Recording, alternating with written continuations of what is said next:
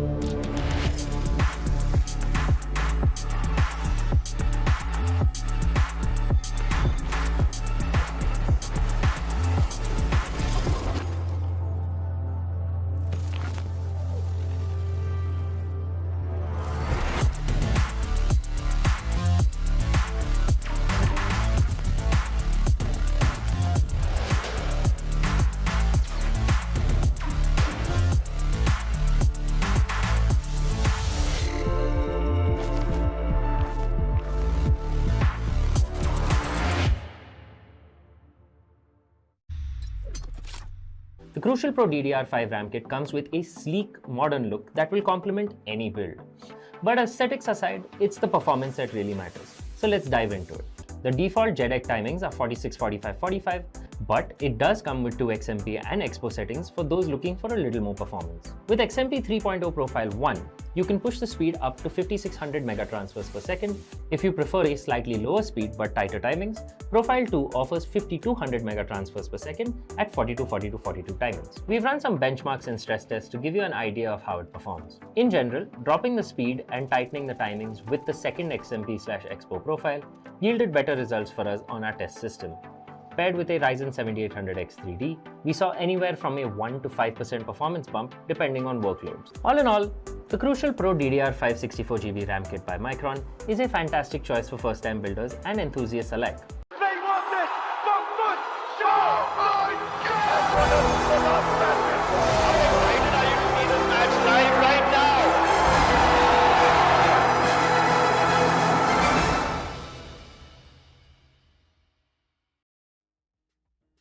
And we are back, ladies and gentlemen, for the lower bracket run of the Esports Showdown Series Season 2 Valorant, powered by Crucial, with our GPU partners being Zodiac Gaming and our media partners, Gossip.gg. We are back after a short little break, and of course, the first initial upper bracket round as well. It was a roller coaster of emotions, that is for certain. Just think about it. That first map could have gone in a completely opposite direction. We were pretty much guaranteed a third map when you think about it, because Yoshi came in later. They had a stand-in for game number 1. And somehow, Asterisk pulled off another miracle of it. Game number 2 was a whitewash. I'm not even going to talk about it because Ascent was their playground. But Icebox could have been so much more. True, it could have been much better, but again, the entire mental onto the reset from the previous map itself, that was not at all there. I mean, the entire team was in tatters, they couldn't communicate more, and that's one big problem whenever it comes to those trade-offs, those individual gameplays. But talking about the tournament format, the entire journey we have covered till date, it was first open qualifiers from 16 to 28 July, and then later on the playoffs. That's what we are witnessing right now. So, yep, things are going good. One team has already aggressed towards the grand finale. The ticket is already onto the name of Asterisk. So, 28th of July, best of 5. Who's going to be the second contender? It's still yet to be decided. So, I believe tomorrow is going to be a big day. But what are they all fighting for, Aggie? The 1 lakh INR prize. The big moolah and the lion's share price pool of 50,000 INR for that first place position. Yeah, if you're going to get third place, you get 20,000 INR, but once you split it amongst your 5 players, it's not really that much that you can play around with. You can't even get yourself a proper ramstick from Crucial, mind you, ladies and gentlemen. You can check the links down below in the description if you want to get those high-end programs. But at the end of the day, that's kind of it now, isn't it? You know for a fact you're the best of the best in the region when it comes down to the But at the end of the day, it's not gonna be enough unless you showcase your mettle to go up against the very best. And Asterisk, one of those teams that we haven't really heard about that much, who took the title in season 1, are now going to be possibly doing the exact same thing in season 2. They are the defending champions for a reason, and they showcase to us exactly that. Even with a substitute, this team can go leaps and bounds above anyone else. Well, true, they're already 50% through this entire format. But here's the thing. Lower bracket, that's the place where we are gonna have our eyes like waiting upon. ORGLESS 6 versus DXG. We know that both of these teams have some lethal firepower. But how are they going to be executing it today? That's the biggest question which we need an answer to. And that answer, we will find it in this best of 3. Game 1, that was done and dusted. 2-0, Asterisk getting that ticket to the grand finale. And now our Esports, they're heading towards the low brackets to fight against game number 2 winners. DXG versus ORGLESS 6. Who's it gonna be? What is your prediction, chat? Go ahead, text it out there. You'll get a prompt as well. Polls will be open real soon. So we want to know what your call is. You're all just gonna need to wait and see how this one goes. But at the same time, I'm really surprised of the journey that ORGLESS had as well. Their first initial bout was up against DXG. DXG took a victory against them 2-0. Now DXG, they did lose out against Nori Esports as well beforehand, and they're the ones who set them down to the lower brackets. Yes, but ORGLESS played a lot more games compared to DXG. Their lower bracket run was brutal. 2-1 victories. They had to play all 3 maps to make it this far. Now that they have that experience, now that they've been given an opportunity to play a lot more games, be on the receiving end of a lot of that mental pressure, I think they're just going to be calm and cool going into this. They've already felt the pressure, and if they're able to harness it properly, DXG, they have a lot of things to worry about, because they're a squad that haven't really felt that pressure just yet. There is no longer a safety net anymore. You are fighting for your lifeline at this tournament. Well, true. For them, and I don't know how they're going to be bringing this one back. I have no idea either. Looking at the way every single time it is Icebox right off the bat, I need to understand what kind of a map pick is going on, because Icebox, I do understand the situations can get dire, but your meta, that's one thing which always gives you the upper edge. We always spoke about getting a Jet in this, as she's so mainstream, gets that height advantage, and after that you can capitalize on it. But we have not seen more of those, deadly duelist kind of gameplays coming forward. So, I mean, slap in a bit of Neon or a Reyna or a Raze, I would really appreciate that. But in the last time, we did see a Sage coming through. So is it going to be the same case, or we're going to find some change in the current scenario? But map number 2 is pretty interesting. Again, the same mirror composition, but the decider, it's bind. So I'm hoping for a lot of actions to be executed towards the last map. Moving forward, map number 1. What do you think Aggie will be the agent selection this time around? Are they going to learn from the mistakes of Neo Esports, or they're going to be like, alright, it's alright, it's them, it's us, we're going to have a vast difference, and plan and accordingly choose those agents? Just going to need to wait and see how this one goes. Think about it on the other side of the spectrum. ORGLESS, they're going to be playing on the map of Icebox. Icebox is a map that requires you to be very creative in the way that you approach the site, and how you do the tug and pull war between utility and that proper amounts of aggression. Do you want to go towards A? Do you want to go towards B? If you go towards A, you need pressure on. You need a slight bit more pressure towards mid, so your opponents don't get free real estate to just rotate around immediately when they're on the attack side. It's a lot of things to think about on the map of Icebox. And from what we saw in our previous matchup on the upper bracket, if you get a little bit too comfortable on this map, your own opponents will always have an opportunity to come back. That's what's unpredictable about Icebox. There's nothing set in stone if you are on the attack side of Icebox in particular, because if you're a losing team on the attack side, there's always an opportunity for you to come back, because their map awards the attackers by a large margin if they know how to play the mid out properly. We saw Icarus pull off incredible feats with that Killjoy, being able to use his mollies to cause constant pressure towards mid, Right. breaking out turrets, finding alarm bots. And if a team is able to play like that, they will of course be at a very significant advantage. What I do like coming out from DXG in particular, though, as a team, they have the experience. Every single one of the players that they have on their squad have proven themselves in tier 1 levels of play in our region. Right. It I shouldn't mean, be a surprise that this team can do something. that's one thing which gives them the edge as well, right? Moving forward, the defenders, it seems like they are on to some kind of a cheeky business here. All right, Kinola, he's going to go ahead, pick the chamber out there. And good agent selection, but will it bring up the price as well? Moving forward, attackers, they're looking very comfortable. They're looking very pretty, bringing in Viper alongside a combination of KJ as well. And Panda going ahead, bringing the initiator as Gecko. So the plant downs won't be a problem at all. So I'm kind of worried about the defenders onto this kind of an approach. Let's see how they're going to capitalize this moving forward. All just gonna need to wait and see.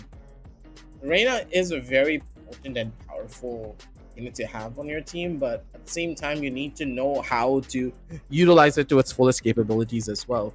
But at the same time, them picking up on a harbor, yeah, it's pretty potent and powerful, but unless you know how to utilize the harbor, I don't really know how you're going to be able to make this one work. The harbor needs to play towards mid. That pretty much guarantees that, hey, if the harbor is playing mid, maybe we can bait him out a little bit more. The Killjoy is going to be one of the extremities of the site. The Killjoy can no longer play towards mid, meaning that, hey, Tube is a lot more vulnerable. And let's say that Killjoy is placing an alarm bot towards Tube. That basically means that, hey, the Killjoy is now playing mid, meaning the extremities of the site, let's say if they want to go A site or B site in particular, B site is a lot more weaker now. So when you pick up on that harbor as that solo controller, you're forcing your team into a pattern that your opponents can read. And if DXG are able to pick up on it, ORGLESS 6, it could be in a tough spot. True that. And moreover, he's a very aggressive kind of a controller. I mean, I do understand all the Omen mains out there will be a bit hurt. But yeah, they also put in a lot of effort, bring in those shrouded steps. But looking at the way, bringing all the agent selections here, being the situation, it does seem like bringing Raja is a good addition. ORGLESS 6, they are going ahead and taking that gamble. But how much will they get in return will be the biggest question. Moving forward, the pistol round to decide where the flow is going to go moving forward. We're gonna need to wait and see. First initial round, already early aggression from the defenders on the A side. 4 members were present, but no longer, as they have utilized a bit more of the early utility. I love the early wall usage to allow the team to slowly lurk up. That forces the defenders, to second guess themselves. Are they playing towards A? Are they playing towards B? This wall is incredible on that regard. But at the same time, they're taking a gamble that you are not really going to expect. But here's the thing, right? ORGLESS 6 has not bought this. No matter how many efforts they have put in through, they have made the wall, trying to lurk in towards the side. They haven't bought it yet, ORGLESS 6. Just waiting it out there. And there you go. Doxer knows that the players are gonna just barge in, taking down every single utility and just heading back. Oh, this is a big commotion coming forward. DXG, wise play coming through. But look at ORGLESS 6. Look at them. Wait, So Levi's quick already on in? feet. Levi's already in the side. That is insanity. DXG just took a little bit of time and they're already back forward. Juggy able to take down 1 at the bare minimum. Levi no longer being in the arsenal. Your controller in the worst possible spot. Juggy's going to be able to shut down 2 more. Som coming in handy for 1, but the trades are happening simultaneously. Xenon over towards the back. Now Doxer could just get spotted. Panda's able to find 1 kill. 1 player towards the flank. No one's watching this. Xenon, he could just be getting away with murder here. Good for the first kill. He's looking for more, but Caramel's not going to give this one away. Caramel coming in from the top rope. Even with 9 HP, the man can do it all. Headshots galore for this guy, and Caramel showing exactly why he deserved to be in that top 4 leaderboard previously. Maybe he could just make his mark back once again. One more MVP, and he's going to be back on the charts. That's also a fight, right? Being at the top of the leaderboard. Here. That's one place where Caramel, the likes of it, the looks of it, the way he plays, so flawless, so refined. Want to go ahead, assert dominance there as well. ORGLESS 6, even though the rotation was insane in the previous round, they couldn't do much. Forward, the weaponry, even though it's weak.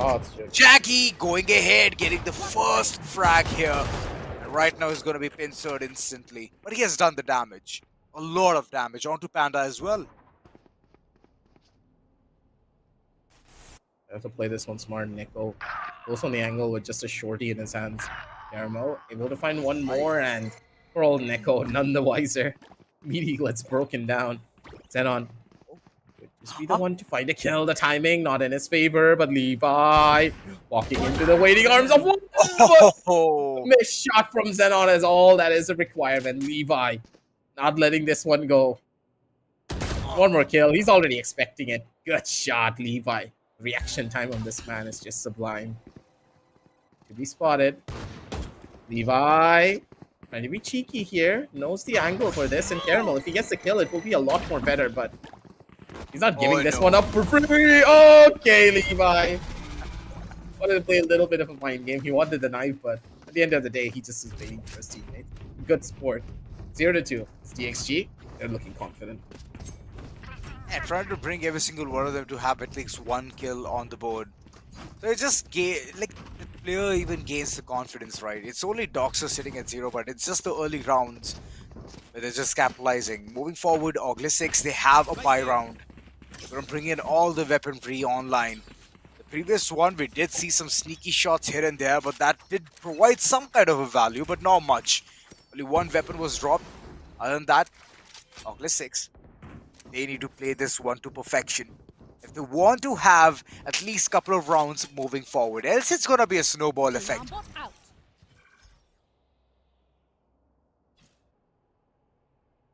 So I need to wait and see how this one pans out. Still work up again. Calm before the storm over on the B side. The entire team of DXG, they're just waiting this one out. Been bringing a little bit of utility. They get a catch onto the Nano Swarm, but Yellow still to be cleared. You know, are not gonna be the one to survive. A beautiful fast entry.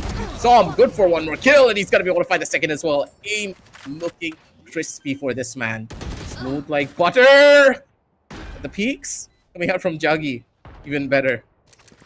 Dodges out on the headshots. Neko's gonna be able to shut down one more. Down over to a 2v2 as the attackers in a very, I would say, disadvantaged position.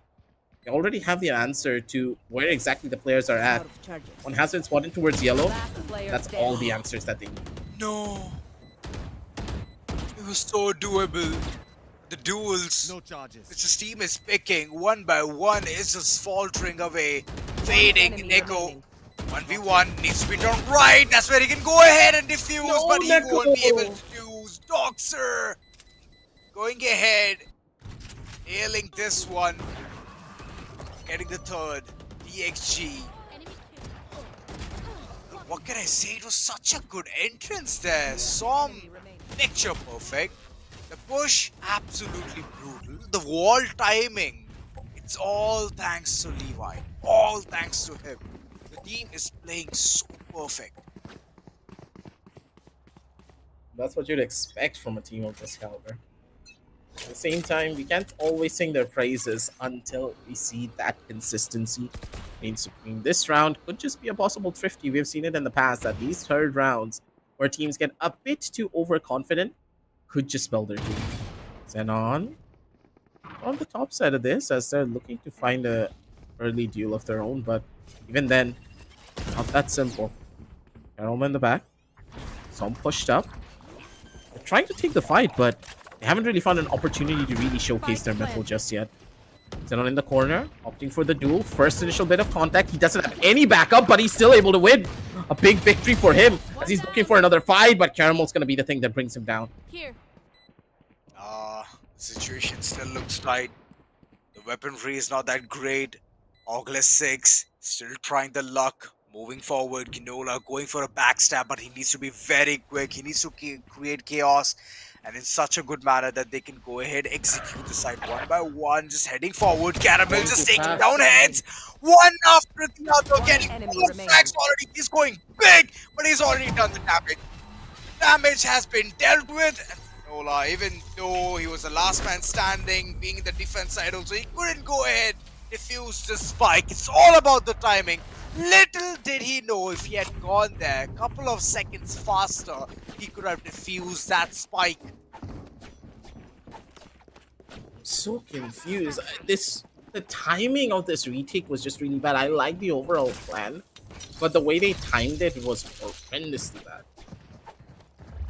The idea of the retake was just gorgeous. I even said it myself. The retake idea was good. They were in a 4v2 situation. Yes, they had weaker weapons, but they needed Ginola to get into position a lot faster.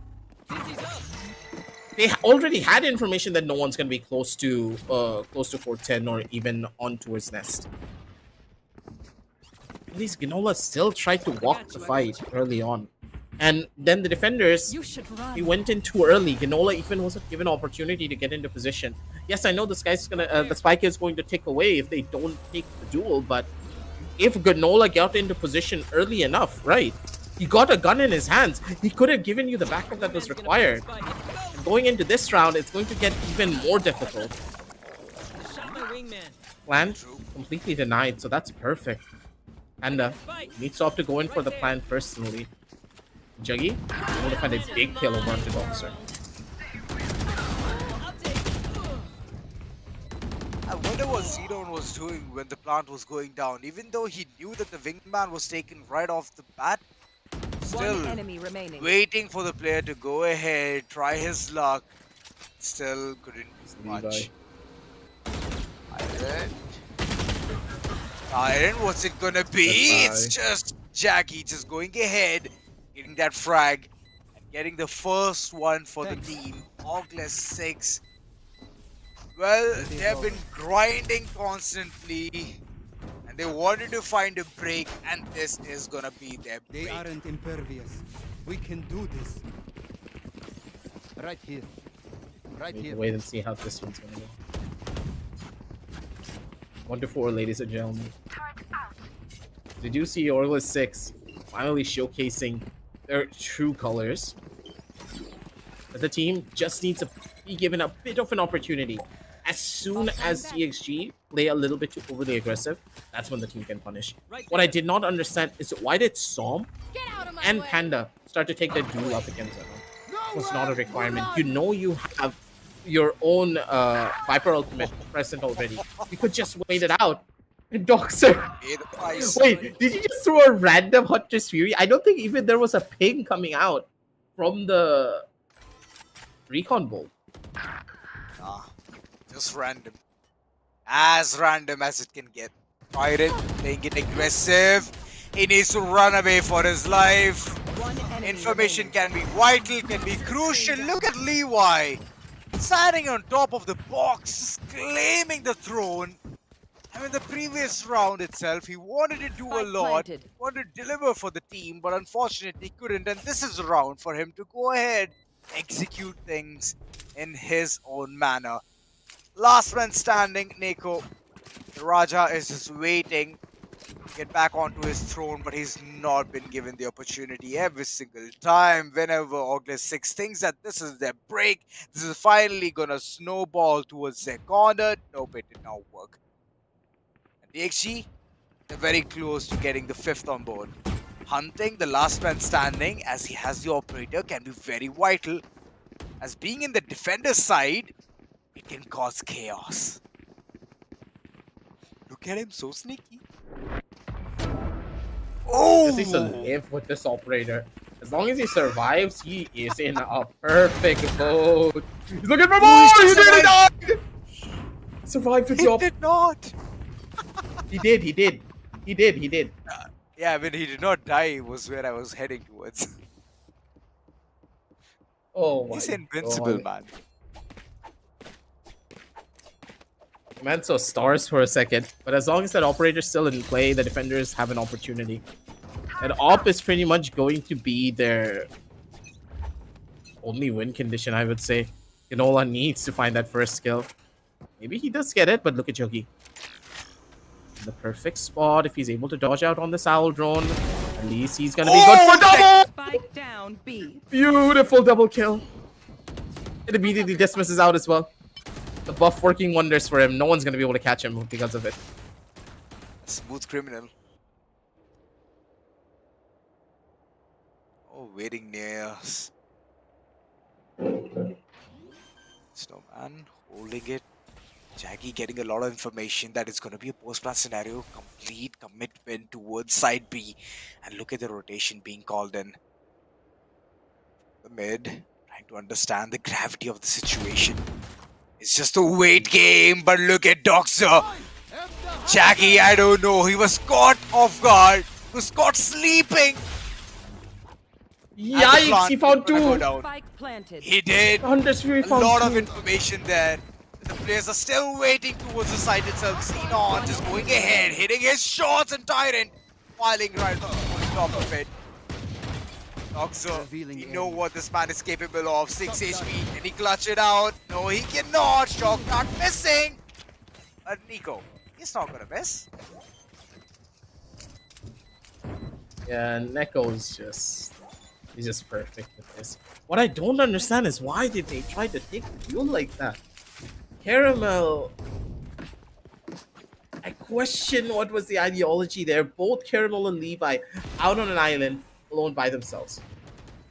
What was the game plan? Where was the Plus, flash? Where was the dizzy? Yeah, that's what I was thinking. That's what I was saying as well. You can use your dizzy for this. You already made noise that you had an owl drone. Why did you not want to invest the dizzy?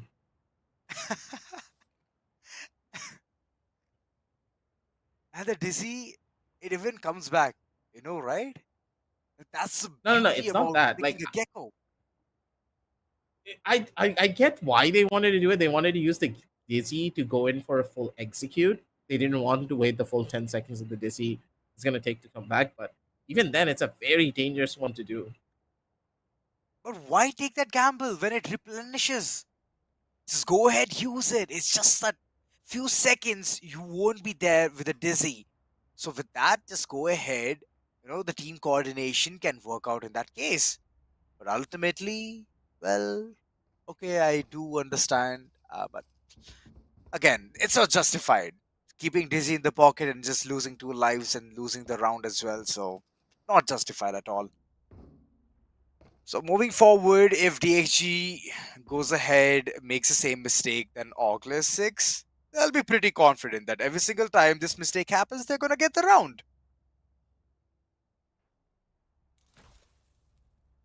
Absolutely. Don't start again, ladies and Focus gentlemen. now. Eyes off me. Yanola's gonna try to play a little bit more aggro, I do believe. Up in his hands. Trying to maybe catch out Juggy again. But I love the way that Juggy's been playing this Reina. Constantly aware of the fights that he can take. Juggy has the angle and immediately finds a kill and just dips Again. out. This is how you normally do play Reina. Think about it. Reina, what is Reina's biggest strength? She can get kills and get outswatched. Plus, she can snowball the game out of control. That's why you need to take risks as an ANA, but taking risks like this sometimes without any information is a very bad call. Levi pulling off the exact same trick that Juggy did previously. And he's able But to without a finish dismiss. 1 for 1. Yeah, without a dismiss. He doesn't need one. It's Levi. It's Levi and his gameplay. Mechanically gifted. Tyrant knows that there's some kind of a commotion towards yellow. And he's just waiting to go ahead, use that recon bolt, and it's going to be utilized. Information still unknown onto how many players are there towards the site.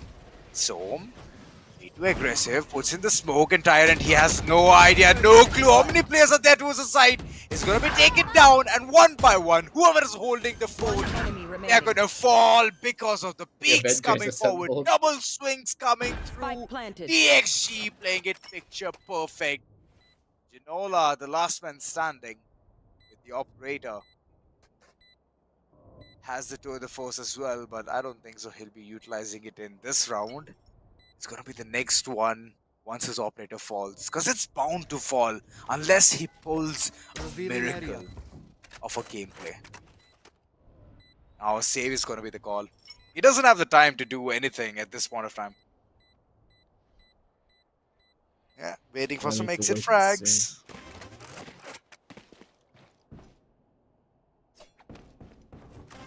Stability is one thing. Genola, I don't think they've gone into his operator even once.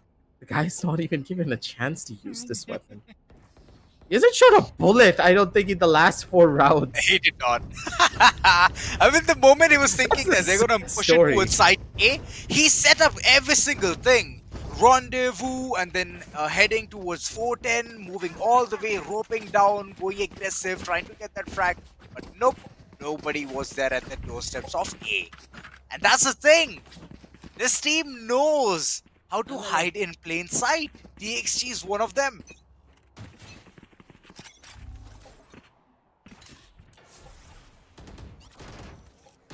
They have to worry a little bit more now. Zom. In the close proximity fight, he wants to push his way forward a bit more. Xenon already spotted, but is he gonna die? Wait a minute, Xenon! With just a Guardian in his hand, he's gonna be able to take down 2. No trades whatsoever. One enemy remaining. Beautiful for the shot. Xenon with the triple kill, and Genola finally being able to shoot his gun. Is able to find one more. Good God, ladies and gentlemen, Xenon, even though he had the entire kitchen sink thrown into his face, is still able to hold down the line. One bullet for enemy. That should be enough. Flustered and drained. They thought that the mid-venture is going to work out, but it did not. ORGLESS 6 thinking outside the box, because this is that kind of a map. You have to be quick on feet, and the execution from ORGLESS 6, no matter what the situation is. I mean, DXG is running for the money here. They have a 3-point lead, 3-round lead, and still ORGLESS 6 looks confident that they can take DXG Scanning down. ahead.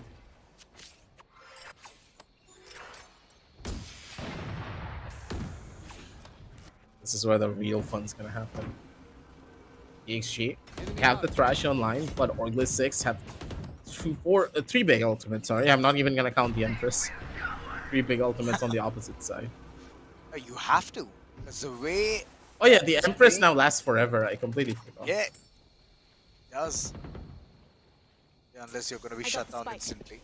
Oh, they know. They're I think fearing it's Juggy. So. that man. Oh yeah! Monster on the loose! Look at that. Look at the fear. Oh my god. I don't they're want to using the understand what's trash as going on bait? in the minds of DXGs. Wait. They're utilizing the Thrash as full bait and they're not going to be able to pick it up even. This is a huge investment, Panda. You send it very deep into the site and now you're trying to opt for a rotate like that? I don't like the plan coming out from DXG. That's one big ult that they've just thrown out into the wayside. And with only 30 seconds left on the clock, they did get a little bit more value out of it. But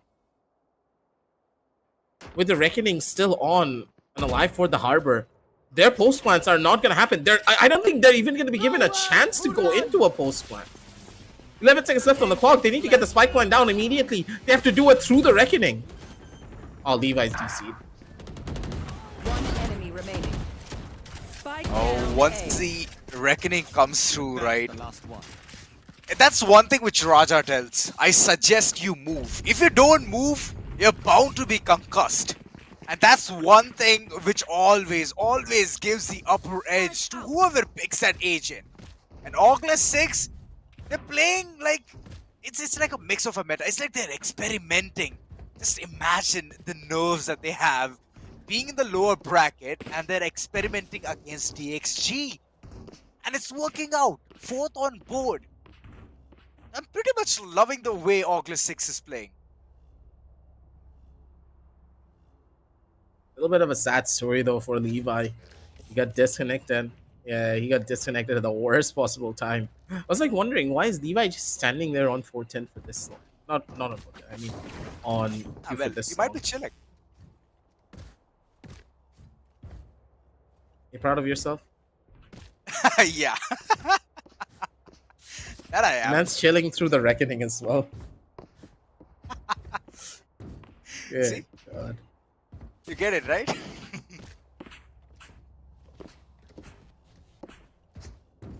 I'm not I'm even just gonna say kidding. it. Jokes apart. Yeah, jokes apart, man. Why are we here? Oh, Just to God. enjoy. Even better. Moving on. Back towards the actual game on this. I want to see what DXG are going to be able to pull off now that they have their own killjoy locked already. Doxer is still... Doxer is nowhere close to the Hunter's Fury. Already utilized it earlier. Tyrant as well. No Hunter's Fury in hand. So this killjoy lockdown can almost guarantee them around. If and only if Caramel is able to play this one. He has the...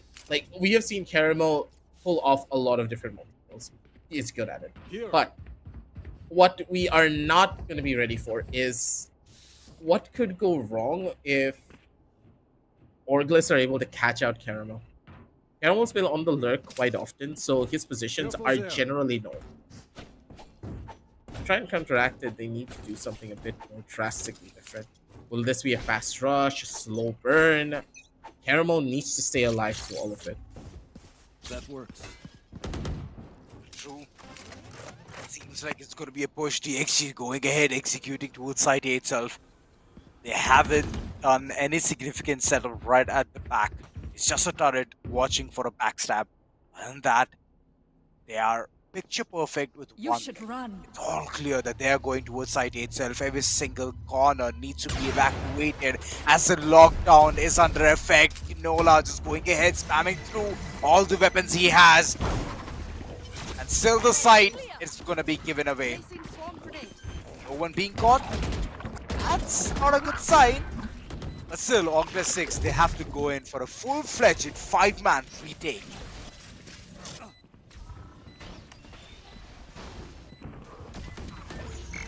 To make this one work. They're gonna brute force their way up here. Snickle. Towards the back. He already has the angle, but the kill is not yet coming through. Tyrant over on the front lines. Able to deal a lot of massive damage. Levi's very much alive. Has the lineup ready if he wants to utilize it. But Caramel alive and kicking over towards the opposite side of Broiler. Beautifully done from him. Last round. Doesn't need anything more than that. 4-7, ladies and gentlemen. As DXG, they're back in the server. As long as Caramel is alive, the hopes are there for the team to get the round. And like you said, Aggie, Caramel has to be alive for the entire action to even unfold right in front of him. He initially just went ahead with the lockdown, got the entire area clear, went for the post-plant scenario. The entire team was just waiting for those peaks to come through. And ORGLESS 6, a bit of a reckless move is what I can say. Just waited it out there. Those frags, it's not going to come to their pockets, right? Juggy, again! How does he get away with this every time? But this Not time, this no. time, though. He's down to very low HP. He's very low on HP. Nola going ahead, getting one big frag here. It's Panda.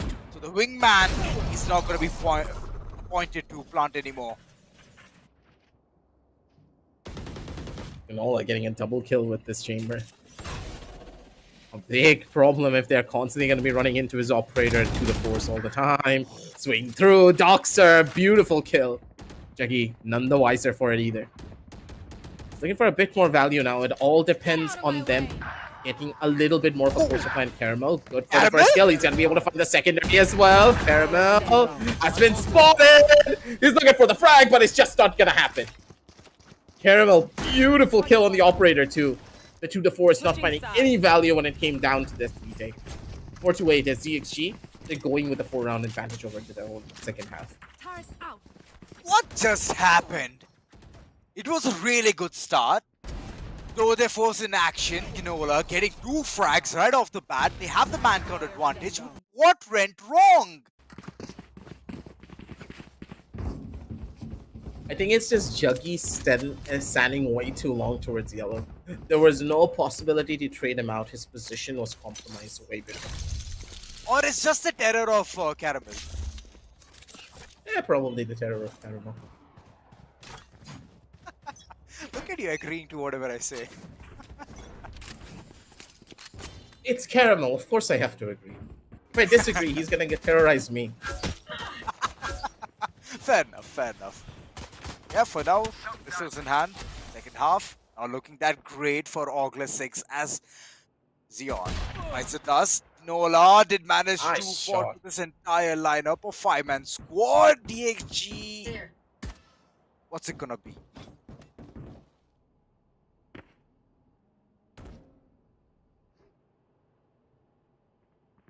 Before the storm once again, both teams opting for a full reset. But I do believe that DXG have the perfect read. They're heading their way over towards the A side. LJ Nanostorm now being invested. Gonna scare them off a little bit here. B side once again ripe for the picking. It's ORGLESS 6. They have the read again by themselves. Looking for the duel. Janola already spotted. Two players now opting to go in for the fight. Janola being able to take down Som. And this has gone from bad to worse. Caramel finally being able to bring him back down to earth. But with that, they have the opening that they needed.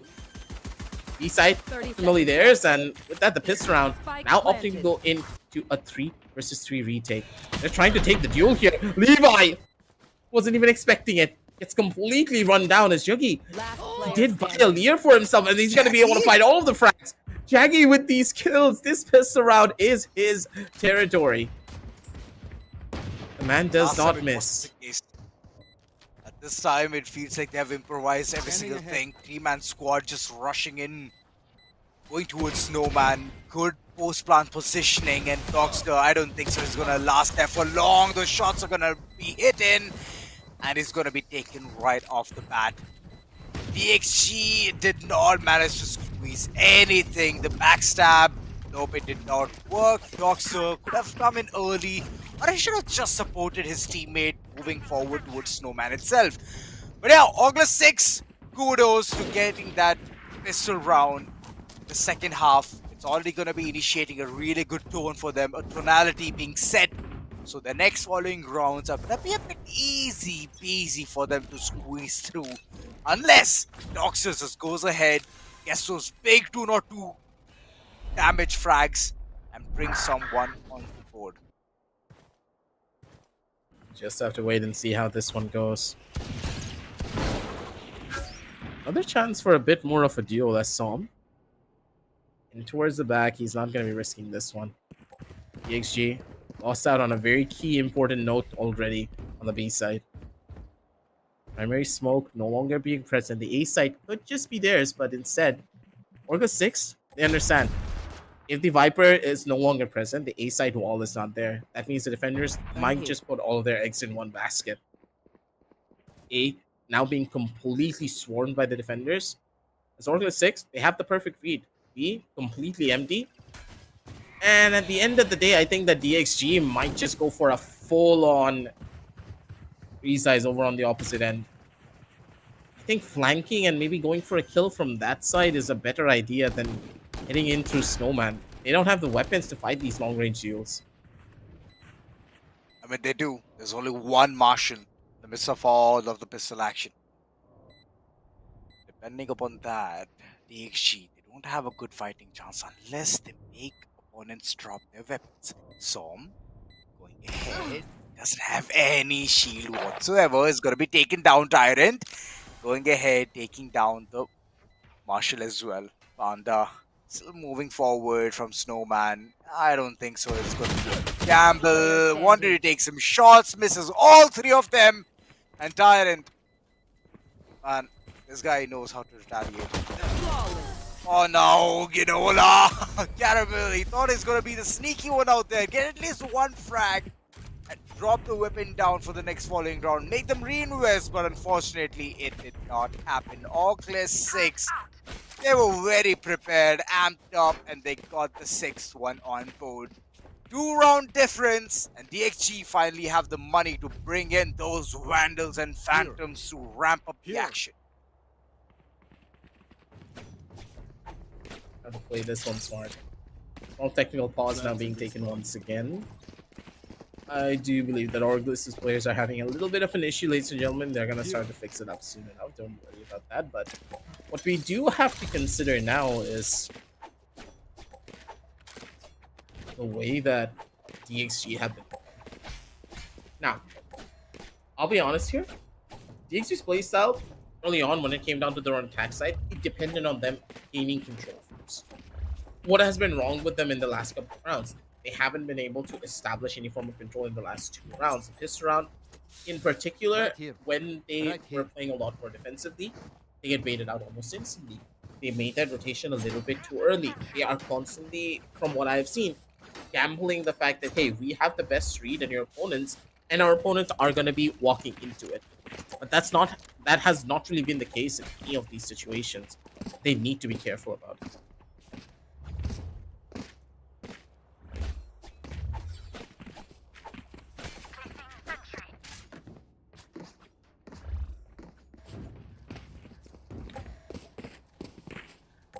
For now, though, all bits are reset here and there. Teams are still trying to figure stuff out. Right there. Oh, you're back. Take it away. Yeah, I'm just hoping that this tech pause doesn't, derail the confidence roller coaster which ORGLESS 6 is having. And I'm sorry I was speaking on mute, so yeah, big apologies. Moving forward, it's gonna be the round coming into action. Neko just holding the mid down to wire, just hoping that someone extends and gets the information that they seek so desperately. Jackie on the other corner. This time the tables have turned already, so he's just waiting it out. Try to see if someone overextends and he can punish them instantly and dismiss from that corner. Soam is waiting for a big play as well. Early contacts, that's one place he wants to thrive, and Tinola, first man bites the dust. This is where the silence has already been broken. ORGLESS 6. Well, that's gonna be a big loss.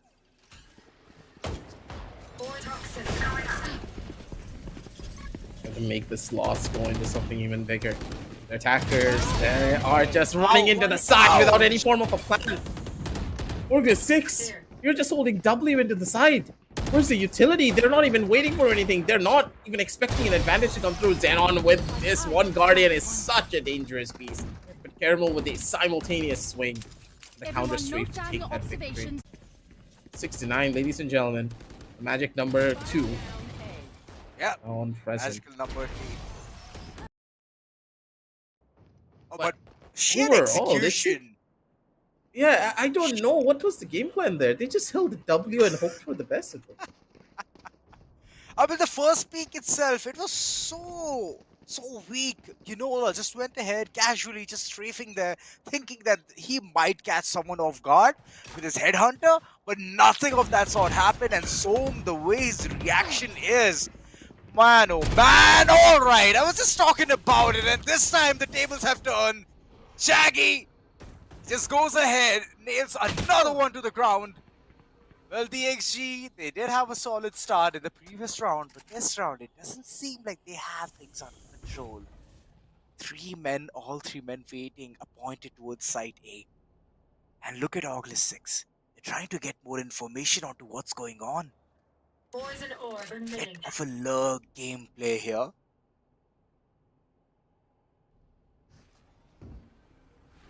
A full-on waiting game for them. Boxer with the owl drone. Now gets a slight bit more information on what's really going on the side. For now, ORGLESS 6 once again. Full rotation for them. Levi immediately gets slapped down back onto Earth. Double swing with Neko being the one to take it. Zoxer. Now is the information that they're heading towards the B side, but even then, it's a very dangerous game that they need to 30 play. seconds left. The Cove's going to give more than enough time for them to hold this one through. Utility does go in, but even at the end of the day, unless you break it, you're not going to be able to do much. It's a guaranteed round victory for the members of ORGLESS 6 as they played a very smart game early out there. Those 2 kills was all that was required. Ginola able to find the timing. His swings are just so quick that Dockster wasn't even prepared for it. Here. Well, last one standing, Caramel. Turret down. Going ahead for his endeavors. Trying to catch Xenon off guard. Won't be that easy. A peek. And Xenon capitalizing that one. Just one weapon dropped. So the team is looking really good with the economy as well. They can go ahead, just reinvest onto those shields. Looking forward, getting more rounds will be one of the key aspects because they have to level the score and possibly head go ahead of DXG as well. So that's gonna be the case. ORGLESS still too shy. And on the other corner, it's just Caramel. I can see him pop off. He's already sitting at 20 kills. Where is the individual gameplay, folks? Where is the individual gameplay? DXG, come on! Step up! I mean, leaving Caramel aside. Deploying drone.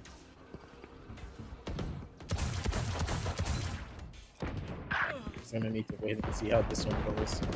Nola, again, being able to catch out Panda in the best possible spots. Caramel does find a bit more of an opening, but even then, they've lost out on bodies a little bit too early. Levi in position. With just Sheriff in his hands, he needs to pull off something big here. It's not going to be that simple. Doxer lost the timing already. He's not able to do much. Has the Outlaw in hand, but he does not pull the trigger. It's going to be a tough call. Som does find one kill, but gets instantly traded. Going from bad to worse as DXG. They're just getting caught out in the middle of nowhere. No man's land is what ORGLESS 6 have already said. Right, with his knife out. What was he thinking? He wanted to be a sly little man, but couldn't do much. And he's gonna be caught off guard.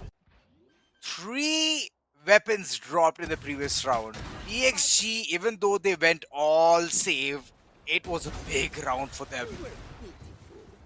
Ultimately, let's see what's it gonna be bringing onto the table. Yep, Som just going ahead, heavy investment onto that operator, trying to squeeze in the maximum value out of it. But on the other corner, when Kinola has his tour de force, I'm hoping that the competition is gonna be a fierce one.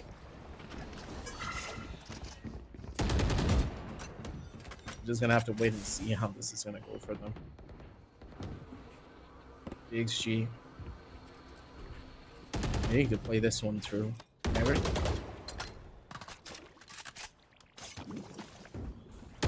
Oh, but Levi taking so much spam damage early on. He can no longer even take any form of aggressive deal here.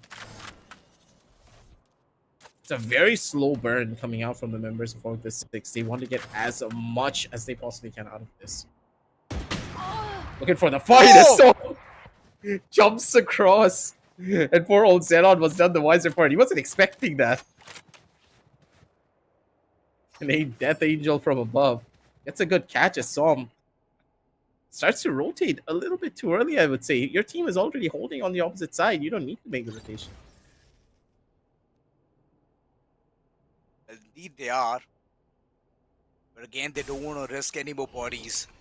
30 seconds No left. more casualties. Already one is enough. Sentinel nonetheless. It's already a big loss for the team. ORGLESS 6 going ahead for the execution, but the information that's all known.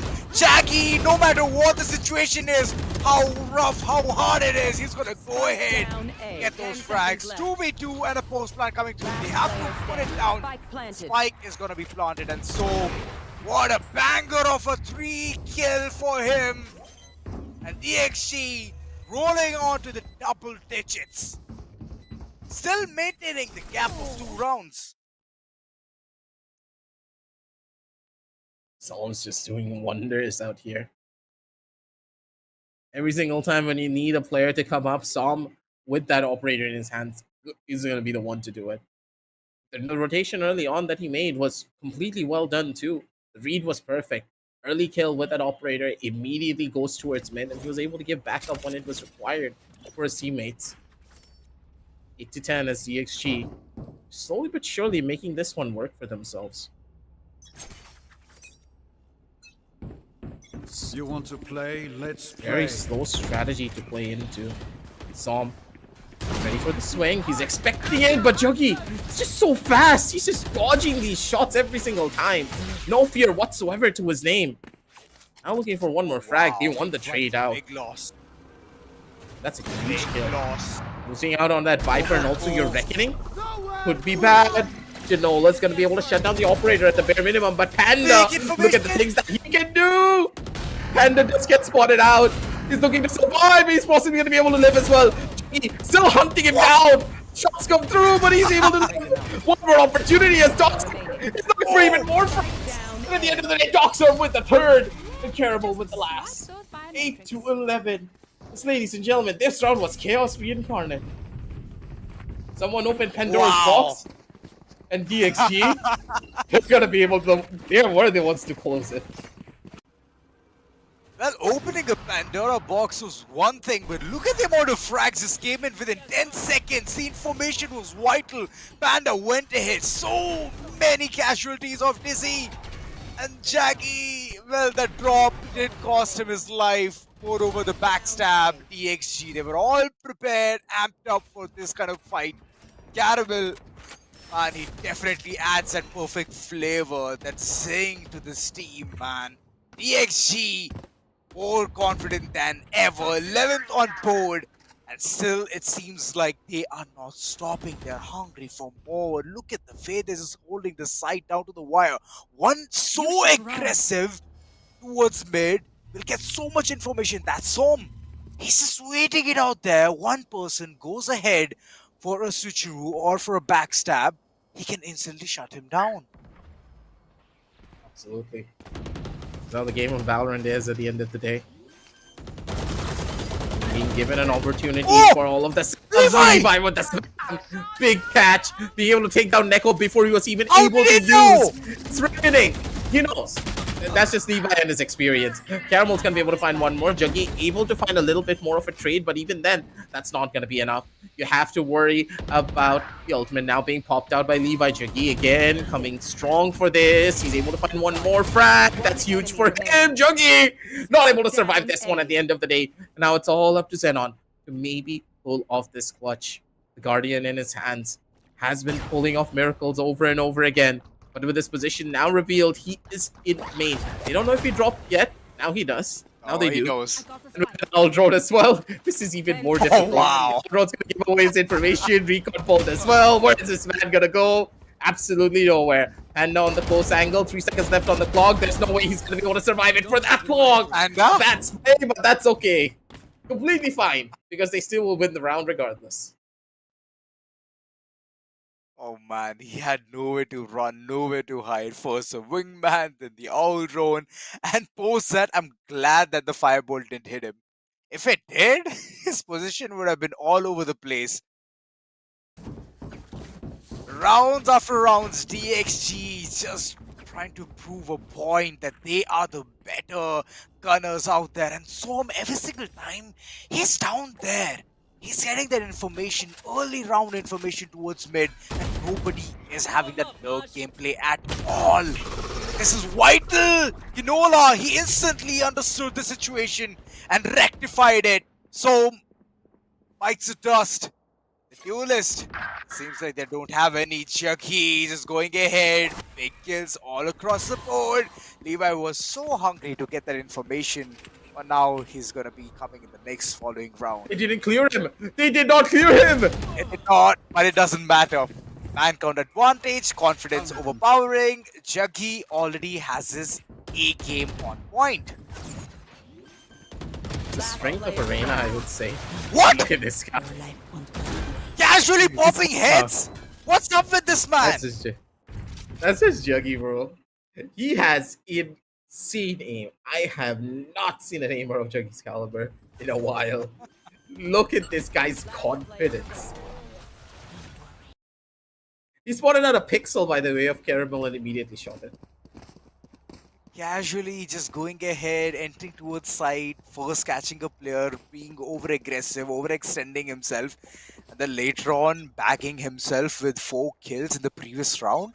And what's up with ORGLESS 6? What's up with them?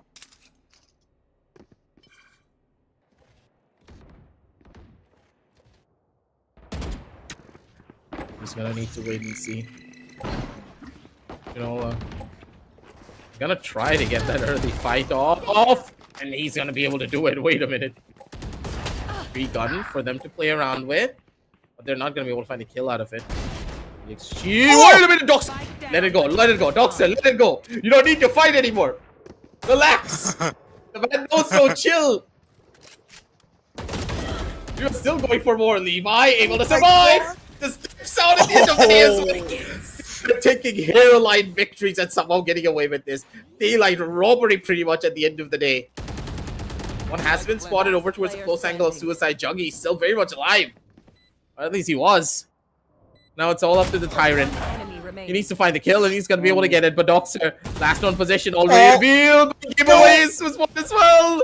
Doxer playing a game that you don't want to. Oh my god. And he swung in the worst possible moment as well. Doxer, he just needed to wait 20 seconds. There was ample amounts of time that he could have just given to Tyrant to just do whatever the hell he wanted. Overthink the situation even. Jump spot. But Doxer opting for a swing. The nerves were just acting up way too much in that last moment. The trigger discipline on this man. Doxer just went ahead casually tapping those heads. But ultimately, the 1v1 duel would have been very easy.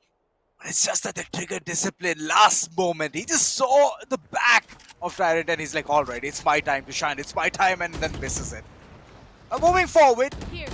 Finally, DXG from the previous round, they did not have that much of a good weaponry. For now, it looks like they're going to just go ahead, capitalize 3 frags already. And look at the shock dart pouring through! Doxer shutting down Jackie! Jackie was a vital aspect of ORGLESS 6. Unfortunately, he's also gone. 5-man strong. DXG. And they have the spike as well. I mean, they do know where the spike was.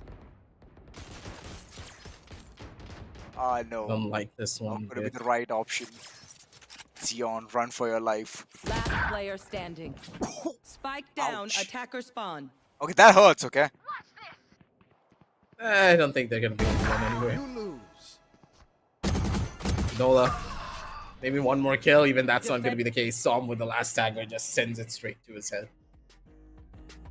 DXG, after that last round, just knew how to finish this one out. And Levi, not even happy about the victory. He's just like, yeah, another day at the office. I'm going to take this win. So No matter what happens at the end of the day. That's just DXG for you. That's how the team goes, and that's how they play. And with that, that's going to be map number 1. Pretty much a thing that we expected, but what I do have to say is the way that they were able to take that victory as well. Up against all odds. We thought that ORGLESS 6, they had a chance with Juggy being able to perform so well on this Reina. His game sublime in every regard. But that's the thing. He was the one who was getting a lot of these strikes. He was the one pulling off miracles. But his teammates just kind of fell short.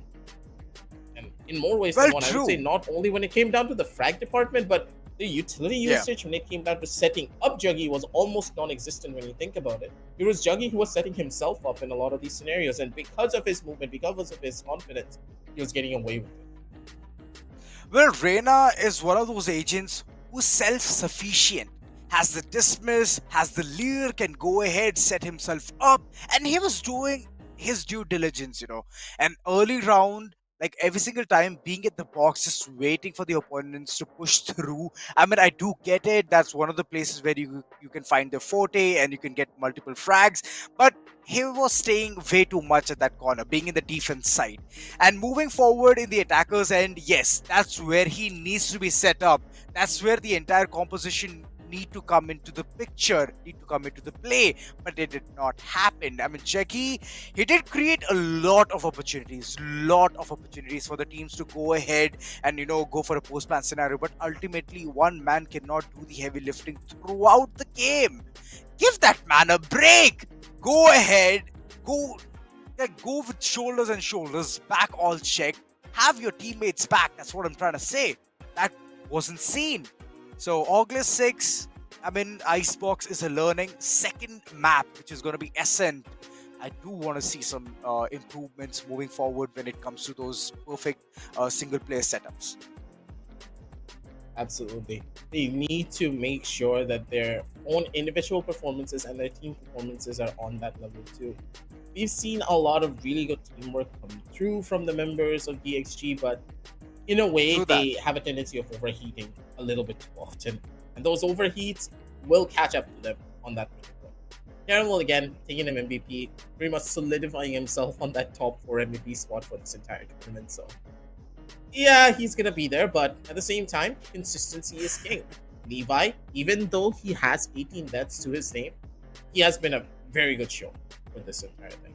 The way that is set Well, up, his utility, he's an unsung hero, I would say, because Levi got a lot of very impactful frags, and he was able to be there for his team when they needed him most. Right, right. And yeah, he did step up for the team as well. His walls did come in picture perfect. The timing was absolutely lethal. And that's one thing which we keep calling out, right? Jaggi getting the MVP. Look at the ACS he's holding. Man, oh man, 310. The damage of 4758. This man was an absolute beast when it came to the radar performance. First kills also, he did bring in a hefty amount. And on the other corner, I could see Caramel. He had 0. So you can find the difference right off the bat. It's gonna need to wait and see how this one's gonna go. But for now, ladies and gentlemen, that first initial map is just a taste of what both of these teams can really exactly how this is gonna be panning out. But for now, like, what else can you really do here? Because we need to see an even more of a bigger difference at the end of the day. Because unless I see ORGLESS just bring out something completely brand new, I don't know how they're going to be going up against DXG. The bare-bone basics of Valorant for them is a lot more stronger when you think about it. So the map of Ascent, it's going to be a huge question mark, and my hands are going to be up in the air for it. But as we're going to be setting up game number 2, ladies and gentlemen, make sure to check out all the links down below in the description from our lovely sponsors. As we head on down over into a very short little break, we'll be back after a short word from our sponsors.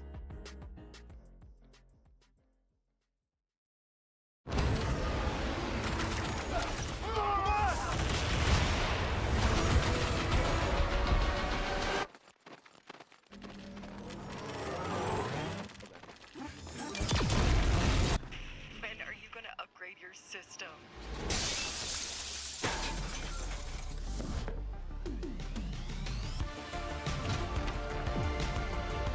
Alright, let's do this.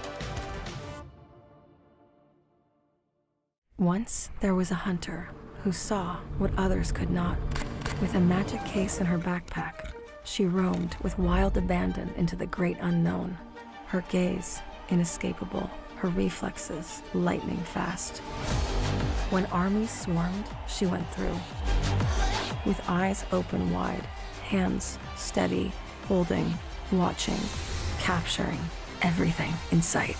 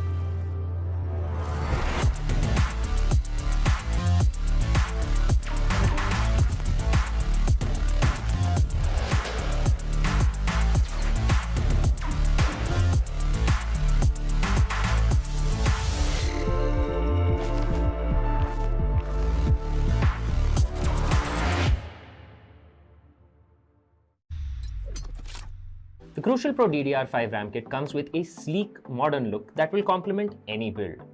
But aesthetics aside, it's the performance that really matters. So let's dive into it. The default JEDEC timings are 46, 45, 45, but it does come with 2 XMP and Expo settings for those looking for a little more performance. With XMP 3.0 Profile 1, you can push the speed up to 5600 megatransfers per second. If you prefer a slightly lower speed but tighter timings, Profile 2 offers 5200 megatransfers per second at 42, 42, 42 timings. We've run some benchmarks and stress tests to give you an idea of how it performs. In general, dropping the speed and tightening the timings with the second XMP/Expo profile yielded better results for us on our test system. Paired with a Ryzen 7800X 3D, we saw anywhere from a 1 to 5% performance bump depending on workloads. All in all, The Crucial Pro DDR5 64GB RAM kit by Micron is a fantastic choice for first-time builders and enthusiasts alike.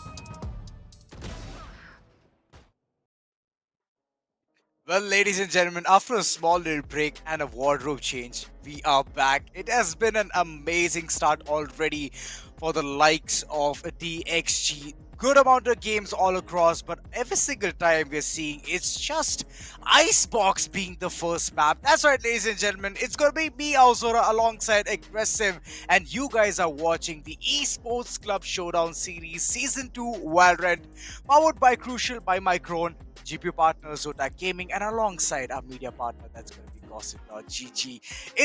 Has been a great tonality already set for DXG Aggressive. What do you think moving forward in the map of Ascent? How's it going to be? I don't know. I already gave my 2 cents about it previously. I am feeling that DXG is going to be the one to take it because Icebox is where I expected ORGLESS to shine, right? It's because individual gameplay and Icebox can carry you really far forward. Considering how big the map is, it's very required for you as a player to hit your shots. On Ascent, it's a little bit less important to hit your shots and it's more important to know how to trade each other. On Ascent, single-handedly, you cannot go in and kill everyone. It's close to impossible. This is a map where you need to be optimum on your trade game. If your trades are not proper, if your team is not able to set you up properly with utility, you cannot enter into the site for free. Let it be a Cypher, let it be a Killjoy. There is going to be utility that will stop your teammates from getting in and helping you out. You need to learn how to bait the utility, understand where the utility is placed, then opt to go in for the much more optimum entry path to make things happen. Ascent may look like a very boring map because we have seen it time and time again of how this map is being played, but there's a lot of intricacies inside of the map that we rarely ever talk about. For one reason, it's ingrained into our systems of what we already have to do. But when a team that thinks about these things and they try to refine it even further, that's what separates a good team from playing Ascent from a bad team.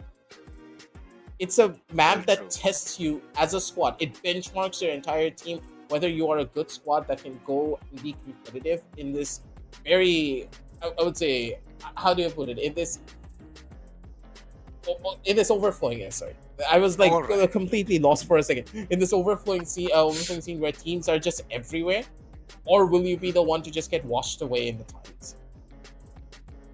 Well, true. I mean, you have summed it up, Aki. I mean, the way the teams have been playing, you are right, bang on spot, that the teams need to have a perfect set play. I mean, it's a 5-man squad, but 5-man squad having all of the utilities, you have to just put everything into picture perfect situation. And that's one thing which we are missing day in, day out. And like you mentioned, Aki, that this map is going to be a benchmark setter, right? So for that, you need to even perform in that way. You need to know which agents need to be selected, and the team composition, team chemistry, it needs to be on point. Else, I mean, situation can go haywire any moment. So getting all of that under check and then even performing, that's one of the key skills to have in the game of Valorant. Absolutely. You're just gonna need to wait and see as teams are prepping up and getting ready, ladies and gentlemen. Make sure to check out all the links under the description, as well as we are gonna be waiting from our lovely sponsors from Crucial and of course Showtime Gaming. Hey, if you want to see a lot of reviews as well, gossip.gg is your place to go for all of the tech stuff that you would have wanted. Sure. But moving on from that, I'm just gonna wonder that, let's say ORGLESS 6 are able to take Ascent. I'm not gonna place my bets on it just yet because I'm a little bit split, maybe like 70-30, that there's a 30% chance ORGLESS should be able to get this map just because of Juggy just being an absolute unit on that arena. True. He has the confidence to make it work on this map, but his teammates need to be right behind him if they want to make it work even better. That's where the real problem lies. I haven't really seen them really pull off those kind of things just yet. The team knows what they want to do. They understand that, hey, we need to, maybe I'll put an owl drone over here, throw a recon bolt into this position, we need to push towards B main, but they do it half-heartedly. They haven't really been in a situation where it's do or die just yet. Now, with their lives on the line on this entire tournament, the map of Ascent is not where you want to go to. That first map was a map that they needed. If they won that map and went into the third map, I would have said that, yeah, map of Bind will be a little bit more even. Levi's best map, I need to remind you, Levi's best map is Bind because that's where his Viper shines the brightest. But even then, it's just those maps where you don't want to go up against a team that has a stronger basic than you. Ascent is one of those. Well, yes, that's gonna be the case. And at the end, like you mentioned, if it's gonna be a bind, then yes, things can go south very soon. I've seen Levi play that Viper so well, picture perfect, those dissections moving right through the lamp, and the entire team has a passage. They can head forward, they have a perfect gameplay. From there on, everything opens up. The teams are like, okay, fine, defenders just think that, players might be here, they might be in elbow, or they can even reach even as well. So those kind of plays can be made. So moving forward, if ORGLESS 6 do not manage to get the likes of Ascent, that I think is going to be another 2-0. It's going to be a flat out, but I do want to see them thrive. I do want to see them shine in this particular map. So I'm hoping that they have a good composition and they can, be like the perfect duo whenever you go ahead and you hold those sights down to the wire. For example, a KJ, a Cypher setup coming through, or a KJ Omen just holding it out, getting all the information. Of course, Omen will play towards the mid itself, and whenever, reincorporate, moving towards side B whenever the need is there. And 3 players, of course, one holding the tree section and the other 2 trying to get the information onto what the hell is going on towards A main. So those kind of plays we did see previously in game number 1, mind you, but still it was not enough IR Esports, no matter how much they try, they could not take down Asterix, and I do not want to see the same history being repeated. And it was a complete flush. It was a complete flush. 10-2 was the scoreline, if I'm not wrong. Yeah, 10-2 was the first half. Yeah. Yeah, It's after that, just- everything went south. Yeah, that kind of happens because your team's not really comfortable with the composition. And it's not about the comfort as well at the end of the day. It's also about how much space you can gain at the end. When you look at the top 4 players, Caramel being at the very top, I already told you that Caramel's going to take that position away from everyone else because of his third hit. But that's one side of the spectrum. That's the players being individually gifted. Another side is if you are going to play a very meta-based composition. Why is it meta? Because you know how to utilize that composition on Ascent to take space. If you're not going to be able to do that, go in for something else. And I think that ORGLESS 6 might just follow that. Think about it. ORGLESS 6 didn't go for a very well-known composition on the map of Icebox, correct? They went in for a completely different thing. They picked up the chamber, they picked up the Reyna, and they did pretty well with it.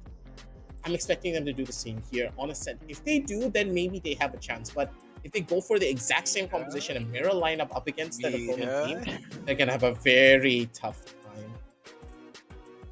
Oh, I do want to see another mirror composition coming through. Levi, Jackie, what's it gonna be? Yes, slowly everything unfolds. We just need to see a Sova here.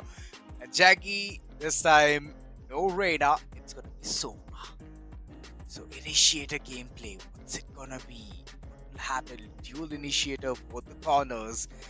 And the control is always gonna be dwindling in the corners of Omen. Because it's good, right? Always having that replenish smoke. And whenever the team needs, you can just sit up in one corner and, set the entire site up for the team. And that's the comfort this agent provides. Absolutely, but even having a pseudo duelist is a good idea too. Triple initiators on this map are strong for a reason, or even in some cases, double controller where your second controller is a clove. A lot of teams have picked up on this. We've seen it in the past. Hiltazard being one of them. Hiltazard and his team, if I still recall properly, did run a clove regularly on the map of Ascent because of how aggressive you can play it. That's kind of the thing. How do I put it? I'm a little bit torn to what ORGLESS 6 have gone for. They went in for a mirror composition up against a team that could just shut them down very early. Janola's operator is incredible. I understand why they picked up this composition so that they can set up Janola with that op and make him hold down angles and hold a portion of the map just by himself. But even then, if the members of DXG are able to snip this one out early enough, it's going to be a tough one for them to come on back from. For now, Or even pistols a out. 10%.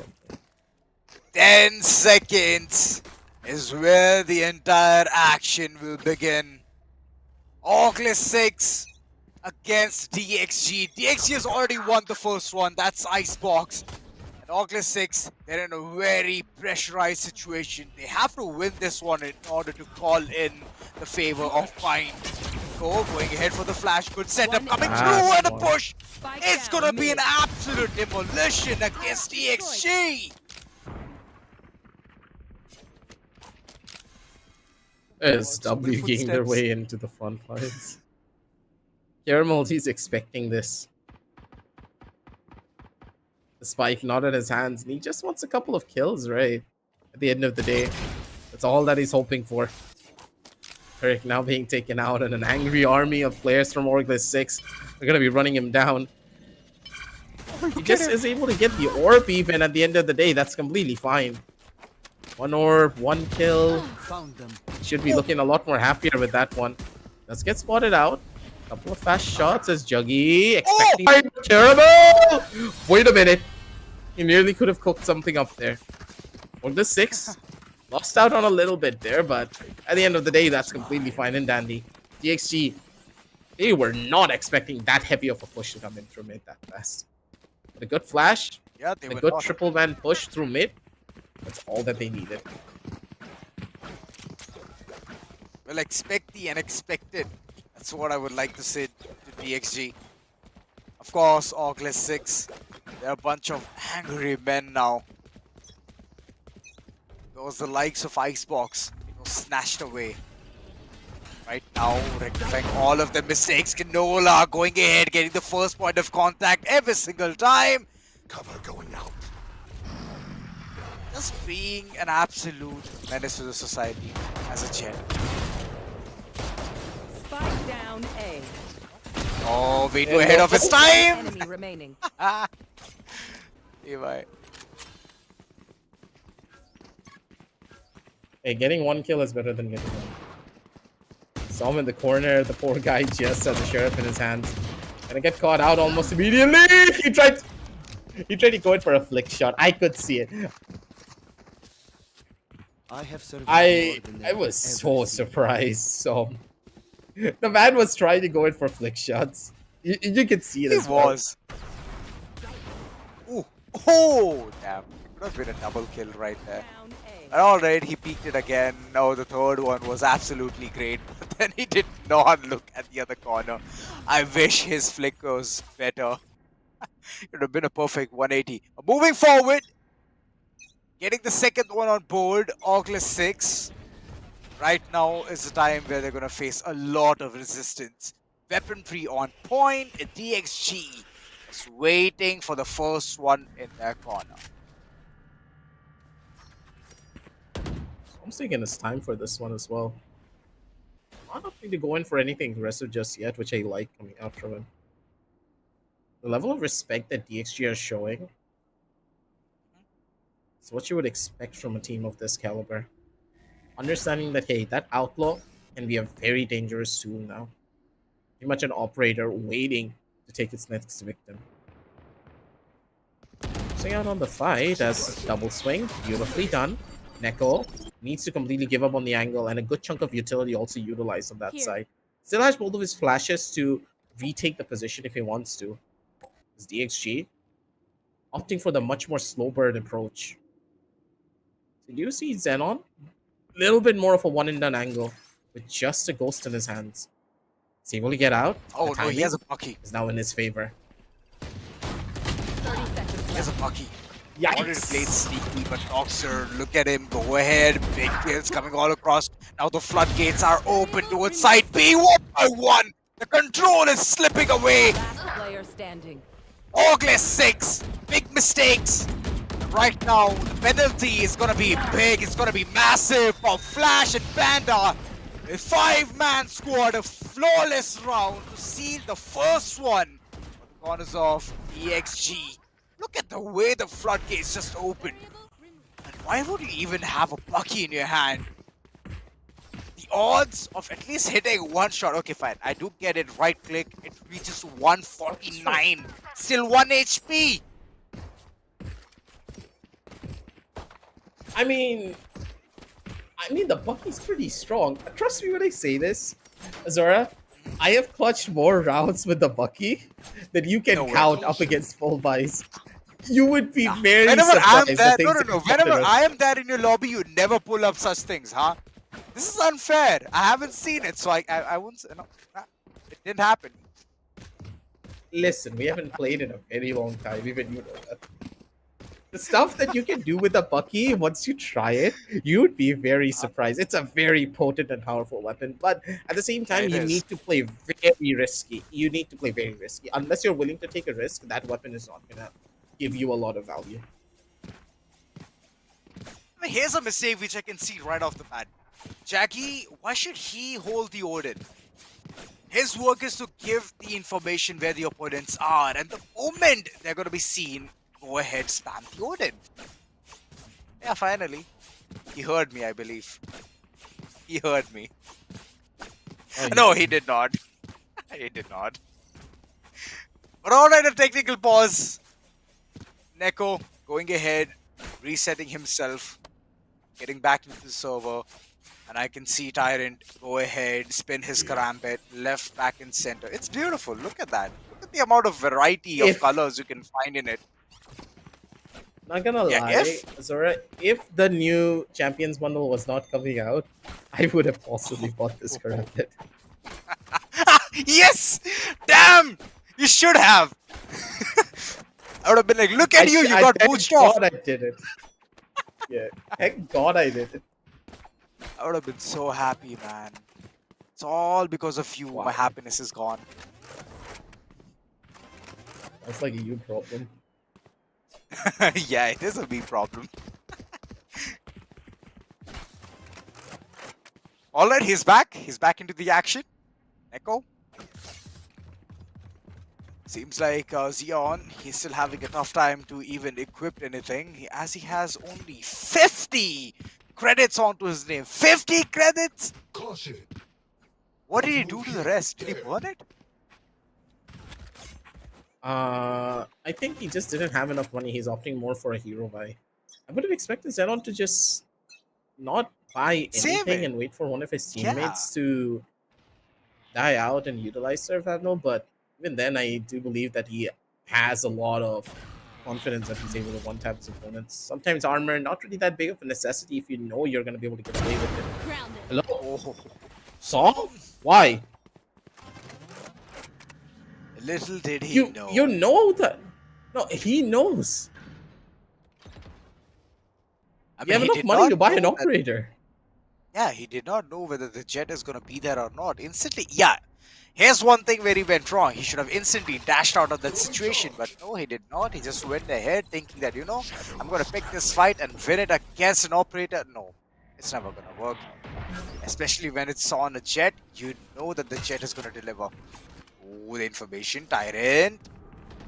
Sneaky peeky. Wanted to run away from there. For now, nobody is going to be entering in towards the side as Janola is going to be beheading every single opponent.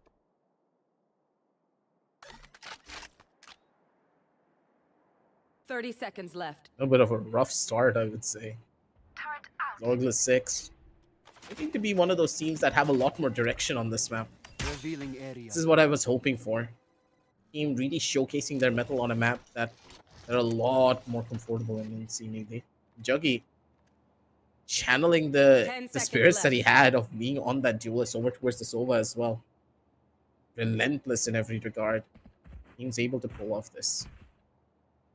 Do you see the Omen going in for a save, and understandably so, Levi not going to be risking much here. Now that the operator has been shown as a card, it's going to completely change how the members of DXG are going to be even trying to take map control now. They need to try and figure out where Janola is with this operator. As soon as they do, that's when the real game plan will Yeah, call in quits, just run away. Why would you want to give away your body, give away their weaponry as well? Oh, I can see an Odin coming through.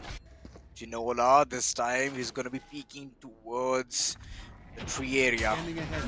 Like he's just waiting for the information. He's going to get a lot of vital information through the wall. The spam comes through and a lot of damage. Big damage. Look at him, so adamant. Reload and goes ahead, spams yet again. Right here. Is he going to be able to break this? I don't think so. Nah. It's placed on an angle where the boxes are not going to give him much to play around with. But he doesn't even need to do anything. What is this guy on? Last player standing. Odin. I swear to God, this guy is just... He has way too much confidence in his own capabilities. I love it. Doesn't matter where he goes, even though he gets caught out by a lockdown, he's still gonna completely go in.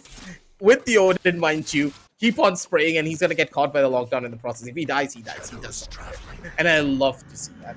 That fearless nature is so difficult to find out of any player. And Juggy, he does it time and time again. Levi knows to play aggressively. That is beautiful. But he didn't swing. He did not. He just sat his ground down, knew that it's just going to be an easy peasy peek. His 1v1 needs to be perfect, and it was. Tyrant! Well, this was where everything just changed. Jaggy going ahead, getting big information, and then massive damage.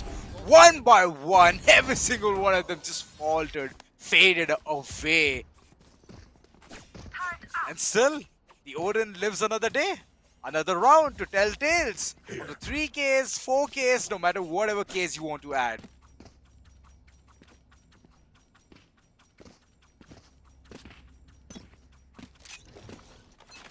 So to wait and see how this one Right goes. here. Jackie, Cannot use that. his own little bit of a corner. He's gonna get spotted out here. The Hunter's Fury is possibly gonna think that catches him. Dashing through, judge in hand. So he has the angle, but Zenon's not gonna give it up for free. Very fast rush coming through from the members of DXG. And that Hunter's Fury just created enough chaos to make it work. Levi getting the catch onto Genola as well, who was just standing out in the open. Beautiful couple of frags coming out from this team. 4-2 now, almost present. But Tyrant, he still has something else to say about it. Positioning is all I can say, and the retrieval of the operator running away for his life, shrouding his way through. He wants to save that operator for the next following round because it's a big investment. It's a big investment. I believe Tyrant, he just wants to be safe. Levi, he's on a hunt. It's gonna be Omen v Omen. Tyrant. No. Go ahead, put a fake smoke, the angle, the timing, nothing worked. And Levi getting the third one on board. 4-2. And ORGLESS 6 having a lead of 2 points. We saw 2-pointer lead every single time in the previous map. The map of Icebox from the likes of DXG. But right now, it's a different story altogether. He just knows what they want to do. But or cards. Genola popped out the Blade Storm and he's ready to take another fight. Levi has a good angle, but I don't like how he's doing this. Okay, Levi, get out, get out. Such an ambitious player. He's having his own little bit of a game out here. He's having way too much fun for his own good. Solve's gonna be able to turn around catch outs. Xenon, they have to worry about Juggy though. Still alive and kicking with this Odin. He can cause a lot of damage if he wants to. Able to survive, but Panda able to catch out Juggy, who does not have a weapon that can go in for those instantaneous kills. Tyrant able to find one more. Still a very significant advantage. It's all up to Levi to get this flick. And he's gonna be able to land it. Paranoia in hand, Flash in Tyrant hands. waiting. He's not gonna give it. Yeah, he's not. And his position is gonna be revealed. Still waiting down to the wire. Tyrant, his time is slipping slowly. He's to win a duel against two people, a 1v2, and to clutch things out, he needs to even defuse the spike. He needs to do it quick. It's ticking. Come on, Tyrant. But still, he has no information. Look at the team. They've mustered the act of being completely silent. Levi going ahead. Final lane on the coffin. And the third one on board. I haven't seen Levi crack a smile in a while, but the man's actually smiling. Hey God. At least he's having fun now. He's not the Levi Ackerman from AOT. Thankfully. Bot coming back. Out of charges. Well, yeah, after having such a big ball round, fun rounds, ORGLESS 6, they have no money at all. Every single one of them half shields and sheriff is what we can see. So hoping to have at least one or two weapons down will be their dream. Genola way too low on HP, needs to instantly rush away from that corner.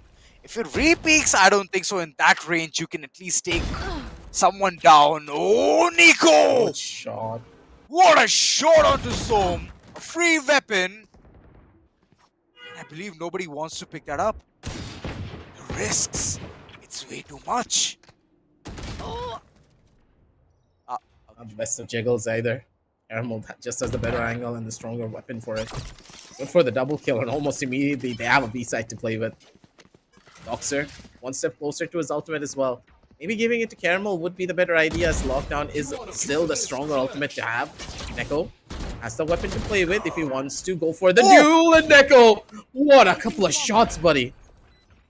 He's able to work wonders. Maybe opting to go towards the opposite side could have been better. They needed to take the weapons for themselves.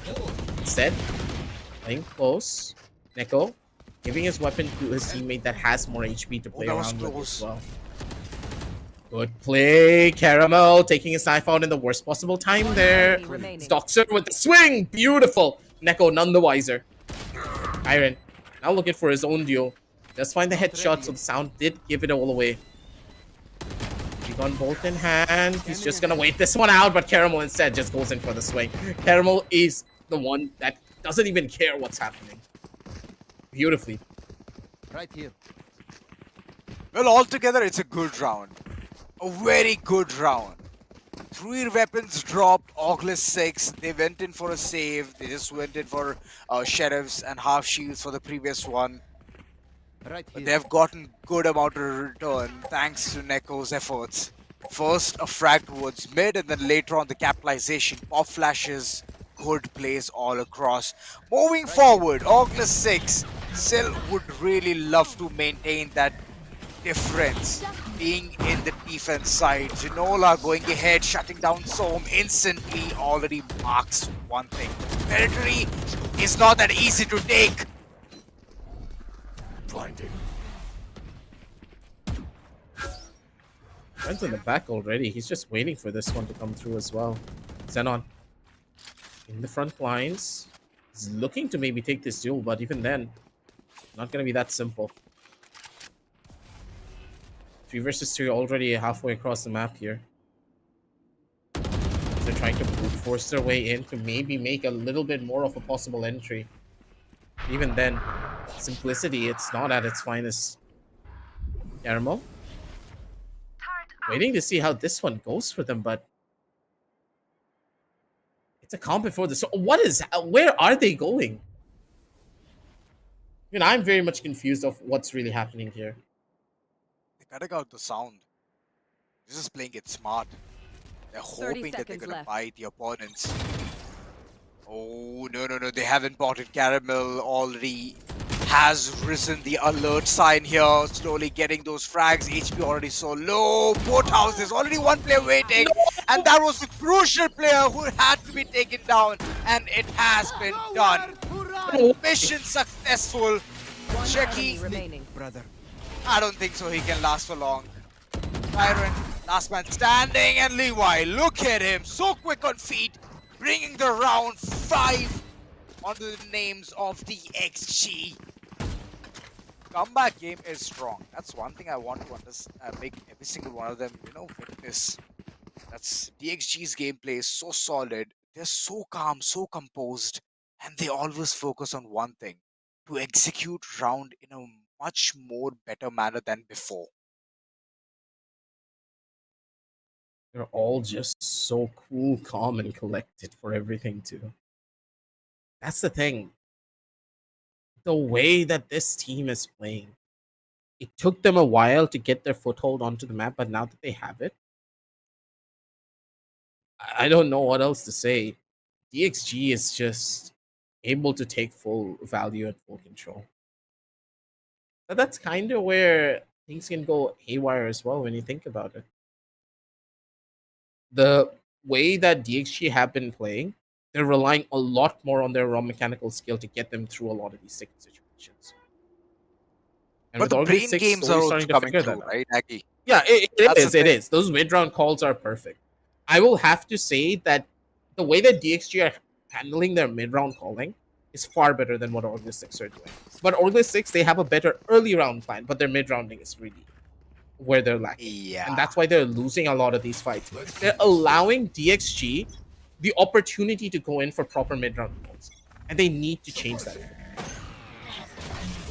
Ouch. Yes, the famous Manoj Nair. I mean, he did not mean to isolate the tree, but it happened. The lineup did not work. Ginola. The thing is, I have seen them do that lineup before. Oh yeah, but it happens, right? Whenever Manoj is watching you.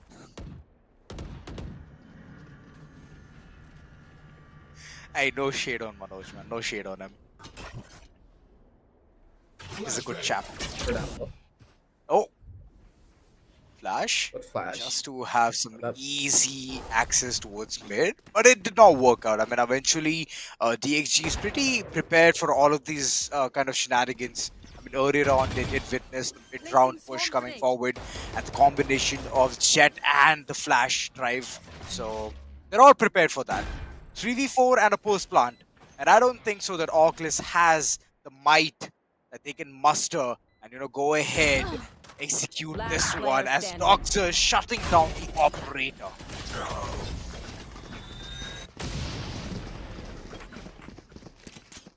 That early rounds that ORGLESS 6 were able to find seemingly just wasn't even an answer for them.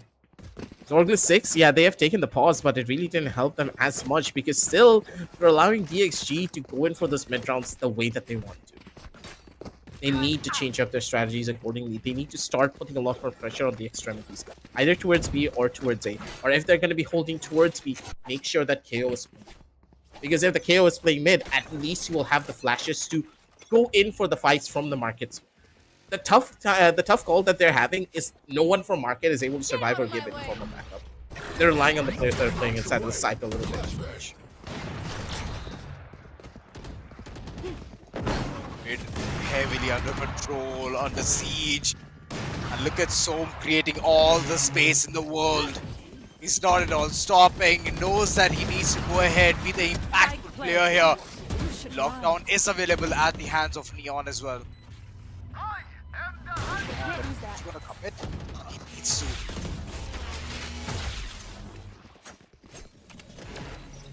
He's going to be able to bring that one down, though, at the end of the day. Soam still going to be able to find the catch, able to live for a little while longer, has the Blade Storm in hand if he wants to go in for another bigger fight. He does not right-click. Worst possible situation for him to do. No! The big fluffy beast himself, able to find all the kills that he needs. Well, true. I mean, both the players lined up. What was the rush? If it was an individual fight, it would have been absolutely perfect. Panda would have just faltered, but look at him. Just going ahead. Pow, pow. 2 headshots, back to back, and the round in the favor of DXG. They had no business winning it. Heavy investments from ORGLESS 6, and at the end, no returns. I feel bad for them. It seems as though DXG, they're just holding W now. They don't even care what's gonna happen. The team is going full throttle in towards every site that they try to take a duel into. Neko finally being able to take down one, but even then, at what cost? The team able to run in towards the site, but at the end of the day, that Killjoy lockdown is gonna cause all of the problems. Caramel over on the opposite side of this. He wants to take the duel, but the Guardian still reigning supreme. Juggy! Haven't really seen him miss shots like that in a while, but he's still able to capitalize and come out on top. 3 body shots from the Guardian, still as dangerous as that will always be. One person in towards the side, already spotted, his position now revealed. Trying to take the duel, they're not going to be able to survive for long on that one, and Zenon with the Guardian in his hands. Fully in control. Finishing off the round and also the first half, but good God, was that absolutely chaotic. They look like us, but Well, ORGLESS 6 started with a round lead. They did get the pistol round, and after that, they made all the difference in the world. But later on, the way DXG has written a comeback story, absolutely picture perfect. And I'm hoping that they're gonna continue writing it in the same way. I mean, in the previous round, it was full throttle. They did not care, they just wanted to finish the first half. And it did end unlike what they wanted. I thought that they're gonna go ahead, aim for the 8th on board, but it's alright, it happens. Moving forward, ORGLESS 6, yet again, pistol round. Very vital, very important for them. So I'm hoping that they're gonna be prepared for this. Oh, a bait? So, did not buy that at all.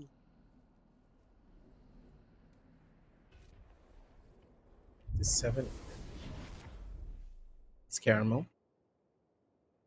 It just mean the receiving end of a lot of pain if he's not careful here. He's completely isolated on an island. Players towards mid. multiple towards A main, B main as well. Playing a risky game, but knowing Caramel, he should be able to get away with one kill. Yes, he does. Looking for the second, but he just walks into the awaiting arms of another. Not expecting the trade player to be that close on Levi. Early duel. He spotted out the first. Close on the angle. Panda.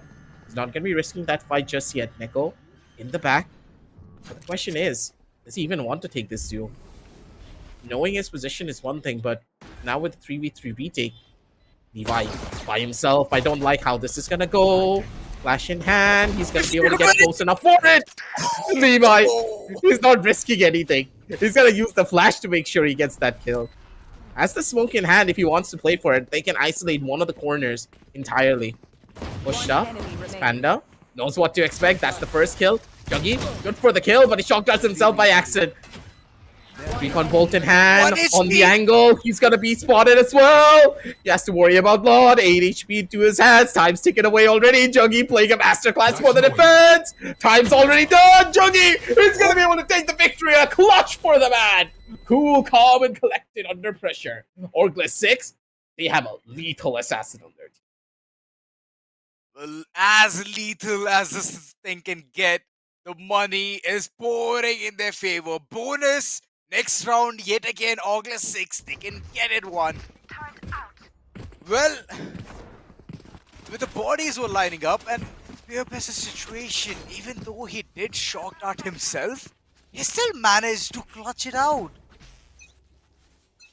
Well, that's a janky which we saw even in the previous map, and he's just continuously just going ahead, setting an example again and again. For now, the complete side is going to be under the control of ORGLESS 6. And it was a gamble stack, a 5-man stack towards side B from the corners of DXG. It did not work out, and right now, they're all under the same impression. 5-man retake. What's it going to be? Xeon getting 2 early birds, and they ought to crash land.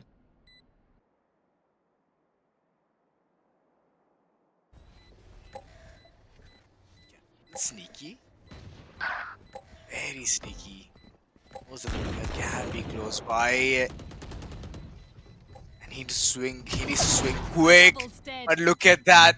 Xeon just going ahead, being the curious one. But still the round going in the favors of ORGLESS 6. 7th on board. Not bad. 7-7. What an equalizer coming through. I'm not gonna go anywhere close to it either. Gotta wait and see how this one's gonna go out for them. For now, I think this one's slow and steady. The equalizer now coming in, and with the buys being strong as well. Neko, though, on the other hand, did opt to go in for that alpha. So the 3 players with half shields, they have to worry about this. Take their time to try and take this duel and do not go in overly aggressive just yet. Caramel, though, on the opposite side, receiving a good amount of spam just to deter him off of the angle, but knowing him, he wants to take this duel still. The Aldron now being invested is Caramel! Peeking a little bit too presumptuously. Now losing out on your killjoy on the defensive side this early. One of your sides will be drastically weaker.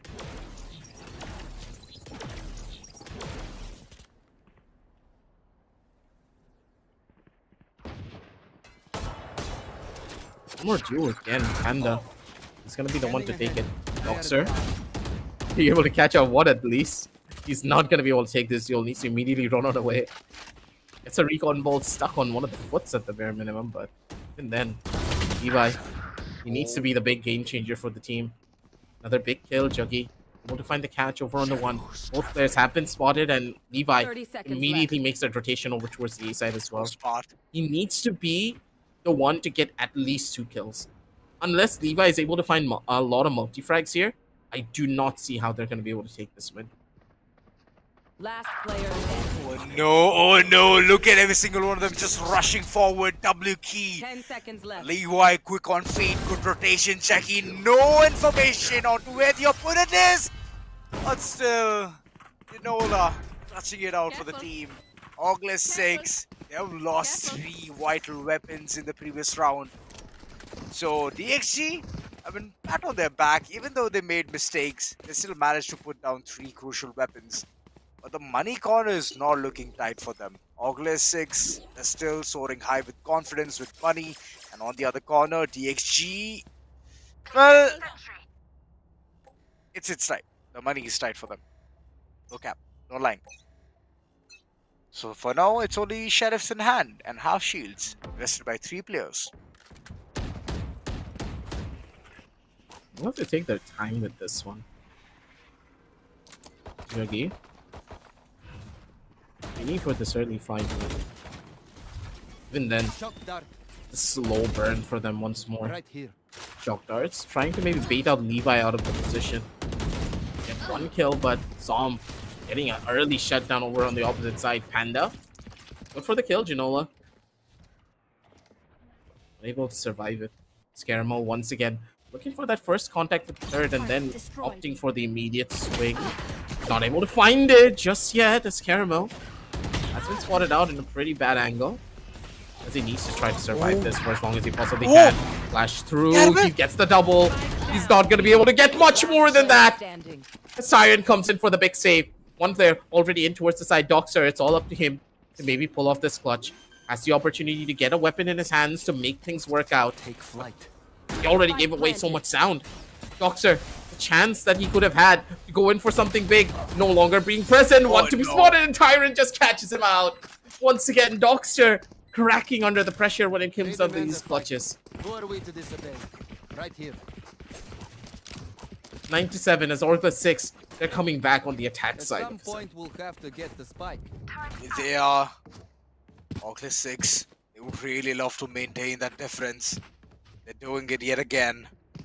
Juggy on the other corner. 3 vital ultimates from the shadows just to make things worse late round. DXG, no luck there. It's only 1 ultimate in their pocket. So for them to pretty much, change things and favor it for their corner, they need to put in a lot of effort. They have to go ahead, grab multiple orbs. Alongside that, kills as well.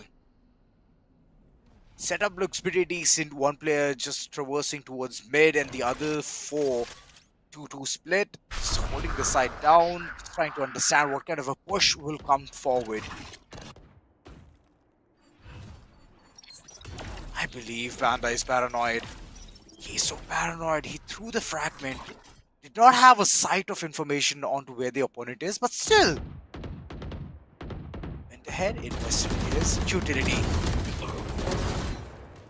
Oh, Levi. Good for 2. Good trades coming forward. Som, he needs to hit his shots. If he doesn't, then the floodgates for side B will be open. He is surviving. This is absolutely amazing, but not for long.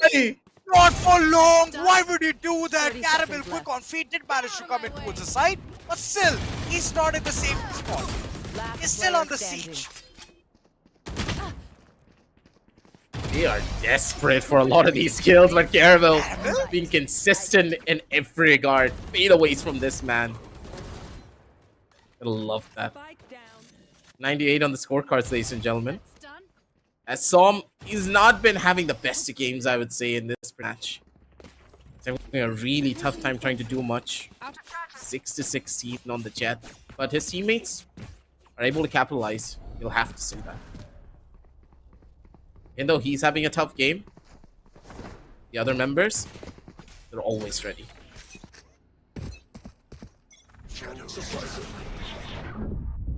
Suppression came a bit too late. Ginola going ahead, trying to be the curious one out there. The smoke coming right on time.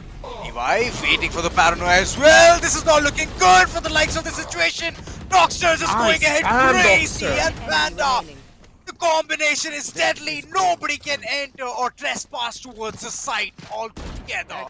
What an instant shutdown, a good retaliation, and an equalizer to make things good for DXG. ORGLESS 6 Right here. They're shell shocked. Placing sentry. They have no idea That what was just a hit them. desperation attempt. That was a desperation attempt for a rush. I don't know why they tried to go in that quickly. You know that your opponents will have utility to try and stop you. The Jet dashed in, and Doxer was already in position to just go in for a spam. The Jet couldn't even swing out and kill Doxer because he was paranoid. This is a very tough position for them to all be in. Scaramel, once again, over on the opposite side now, he does have Som to go in for this double peek. Want to get spotted here already. Scaramel opting for the swing, and he's got to be able to find the kill too in the process. Operator now retrieved. In the hands of Caramel, he can hold the entirety of the B main sideline. Now his teammates just need to worry about A. 4 versus 4 on the map. Aldrone is checking out towards mid. They have all the information that they need, and the setup is gorgeous. No, the trade was not that great. Dogs are still alive, good for only 1, and it's all down to Caramel. Knows that the door is closing. He was aiming for the feet. Spike planted. Wouldn't have been that much of a damage, but the lockdown, it's gonna be invested right off the bat. Oh no, no, no, no, no. That's What? not how you do it. How is he alive? How is this man alive? Go ahead. The defusal is what I would say. Area's clear. Caramel. Yeah? Wine cellar. Yes, a player is available. He knows that the information is gonna be there, and Kinola going ahead. The height advantage plus the positioning is going to work out for ORGLESS 6. Getting the 10th on board. Double digit. DXG. They're under tremendous amount of pressure. But still, it's Tyrant who's taking the timeout. Do you believe maybe a technical pause that they don't have anymore? They need to get a bit of time to maybe calm down the nerves as well from that last round. What I don't really understand as well, Zora, is why was there a swing coming out from Levi with the paranoia that early? When you have a player towards A main, normally he's the one to jump spot, maybe jiggle a little bit closer into the round. Then you utilize the paranoia to go in for a swing because you know your opponents are walking up on you. But they had no information and they tried to do it preemptively based upon a timing and the experience that they have. But at the same time, you already showcased yourself towards A main. You did it early on. They have an idea that you're already playing towards A main. Why would they walk up on that angle? Of course they wouldn't. They would have to utilize utility to do so. Big mistakes being made by the members of DXG. The best way to respond to that, I believe, Aggie, is just to stay calm. Just to understand what kind of a gameplay is coming forward from the corners of ORGLESS 6. But the last moment jitters, right? That's one thing which always makes a man paranoid. So I believe the last moment jitters, if DXG just controls it, calms it down, they can have a better chance to win this map. But yeah, the way ORGLESS 6 is playing, they're bound to have this map onto their name. Absolutely. For now, though, a little bit more of a reset coming out from them. Ginola. We're on the top rope for this. Working his way up as closely as he possibly can here. Just for now. We're gonna need to wait and see how this pans out. Reset out.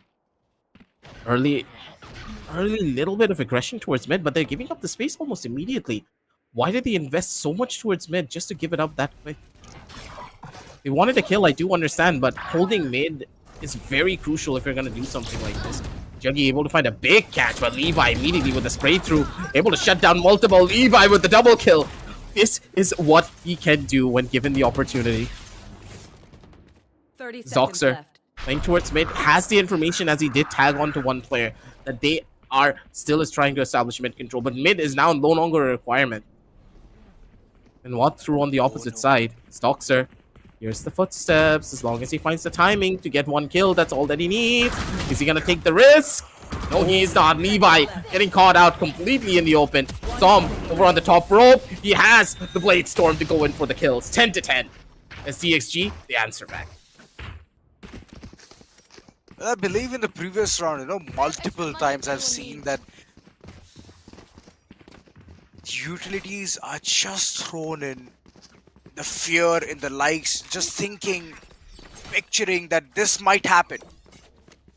And I could see Som just holding heaven, just waiting for the A push to come through. But still, Panda goes ahead, throws his fragment. I mean, these kind of movement, this kind of utility usage will always What a result in a shot, very Som. negative impact. But Som, good initiation, good point of contact, and he has shut down the menace to society. That's going to be Ginola. Ginola is no longer alive for this particular round. Caramel on the other corner, the fights are pouring through. Look at them getting so much map control and the information that the spike, it has been dropped towards the wells itself. Juggy tried That's not how to you do do. something. He tried to do something very unconventional. Juggy, not expecting the play that could be going in there. It's Levi. Still on a pretty strong angle, but even then, it's a dangerous one. Tyrant walks in and casually catches out Levi. Caramel, still in a very good position. Has a good amount of spam to go in for this. Hello, Caramel. No need for it, but it's fine. It's in rotation over from the opposite side, but he cancelled it. He was trying to go in for a big. They didn't try to fall for it. I mean, it's DXG, of course they're not going to fall for it. Wait, no, not that they didn't fall for it. They ran into the side immediately knowing that he was going to ult, and they broke the shadow before he could fully dissipate.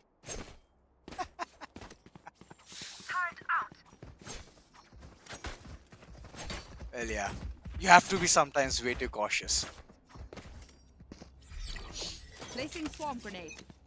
DXG already hitting the 11th. And still, things are looking good for them. It's just that the angles, it needs to be contested. Caramel knows that the player is right behind him, but look at the amount of utility just pouring through. The floodgates have been opened towards side B, and I don't think so. DXG has anything to do with this. Spike planted. I love the utility that came out to make sure that Ginola had enough support to make that entry happen too. And given a chance to upgrade his weapon to over onto the Vandal. Little bit of spam would be good for him. Oh, A good shot Levi. coming out from Levi. Flick of the wrist to make that one work. It's Tyrant in the bottom. He's expecting this. Panda with a beautiful flash. He's going to be able to open things up for a scene. The retake working wonders. Already spotted over in towards the back. Panda, last person remaining. But Levi with true smoke. One tap just shuts him down and brings him back down to earth. 10 to 12, ladies and gentlemen. They're making this work. DXG, they are at map point. They had man count advantage. They had 4 men alive.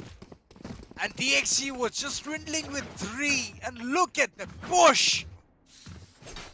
DXG, absolute picture perfect performance. And it's the last round. ORGLESS 6, they have good amount of ultimates and they have to invest it in this particular round. They have to, in order to have the slightest chance of winning it and moving forward for the overtime. Get out of my way! Ooh, so first casualty here. And he died to the Blade Storm as well. Yikes. Janola's just so perfect when it comes down to stuff like this. A jump across. And Janola, he does not even care. He's being such a danger man to almost everyone. The A side could have been theirs, but look at the way that the attackers are playing. They're already in their spawn. Trying to wrap out the Sova as quickly as they possibly can. I do not believe that they're going to be even expecting this. One on the top, Doxer. That's why the catch over towards the first. He's looking for the second, but the shots still do not connect. And Doxer!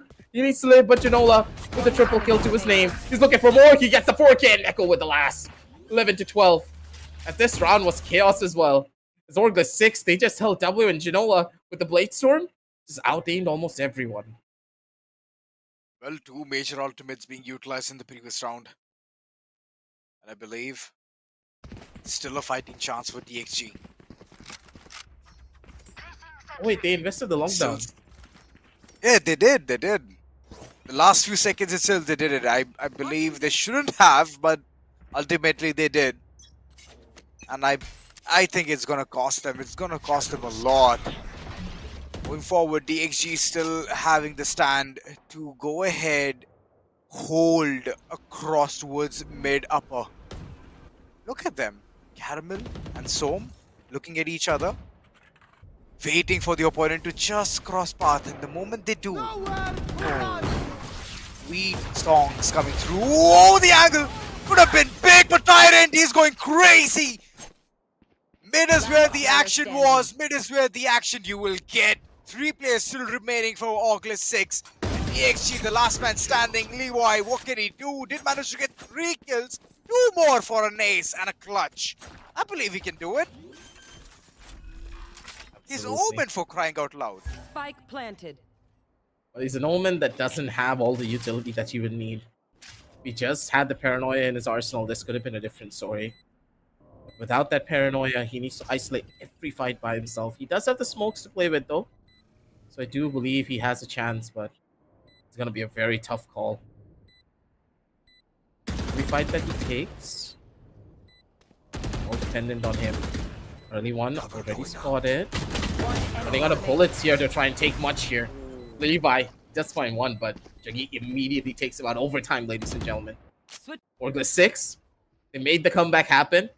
And now DXG, they need to show their consistency if they want to take this victory. Definitely, they have to showcase the consistency. Like, it was a good try from him here, but then his position was pretty much known. And Jaggi going ahead, getting the 12th on board. ORGLESS 6 still have a fighting chance. They can still win this one. Take matters to bind. That's one thing which I'm hoping to look forward.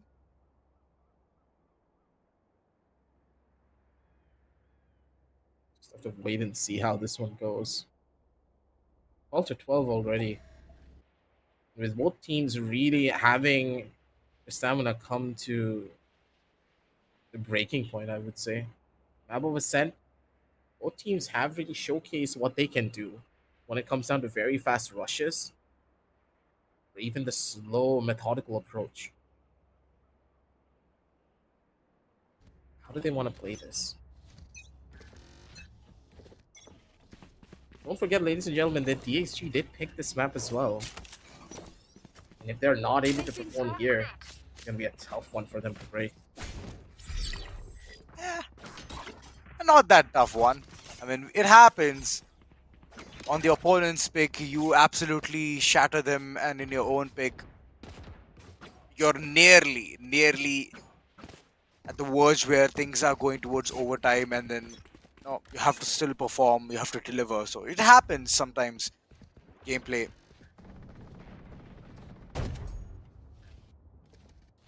Does falter. Ginola not overextending, waiting for the turret to have the first point of contact, and that's where he's gonna be swinging. Jaggi on the other corner, good information towards mid, and they all know that the execution is gonna be towards side B. DXG pretty prepared for this. Look at that, the moment contact came through, it has been Chinola answering back, but he couldn't do it in a really good manner. Jaggi, we know how effective he is with the Odin spam. Did manage to get Levi there. That's pretty much it. DXG backtracking, they're hitchhiking towards side A now.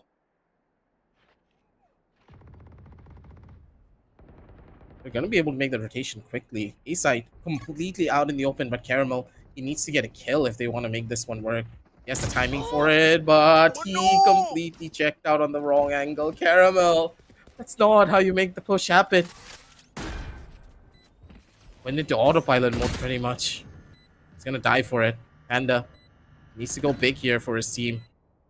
Swing through, maybe one more frag. He's going to be able to do it. But it's not going to be the end. Neko and Xenon just had the better read. ORGLESS 6, the trades are in their favor. 30 to 12, ladies and gentlemen, as ORGLESS 6, they still have a lot of more fight left in them. Turn out. Have a lot of stamina here. Forward, getting those rounds, very crucial fights, being justified by ORGLESS 6. Now being in the attacker's side. What's Levi it has gonna 32 be? kills. DXG. What? Yes, he does. Levi has 32 kills. Starting, I believe it was Caramel in the map of Icebox where he shined, where he showcased his prowess with his aim. Look at Levi, man. Being the controller, having 32 kills on board. Man, I don't know what to say. Like, he's goated. Absolutely. Levi on the controller. Man has the aim to even be a sentinel and a duelist. Whatever the hell he wants. Fast on the frag, Levi. Beautiful kill. The raid boss is down. Janola, no longer being a problem for them. Caramel, on the opposite side, patience is key for him. Spotted out the first, as you do see Caramel on the angle, Xenon. Not even risking this fight, expecting Caramel to be aggressive. For now, he's not going to give much away. Again with the duel, and Caramel's going to be the one to come out on top. Spotted a pixel and immediately went in for the kill.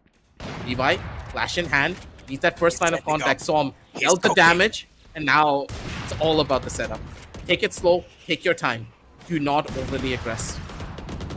And Levi, his position is still unknown. He can play inside of the side, and A, no longer even a problem for them to hold on to. Big damage, big damage! And the spam is all it that is required. 13 to 13, ladies and gentlemen, as DXG, they still have a lot more fight to give. Switching sides. Overtime. Going toe-to-toe. They're not stopping at all. A second overtime. And things have just heated up. 13-13 on board. And I can see Jaggy again on his Odin. So shutting him down will be a task. So I'm just going ahead, not even thinking about anything else. He wants the operator. He gets the operator.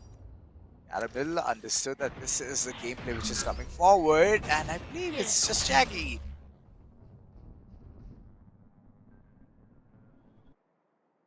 The way that this setup is done as well in Sova, having constant presence almost on every portion of the map. This is tough. The spam catches out Janola. The worst possible scenario that could have happened here. This has to hurt.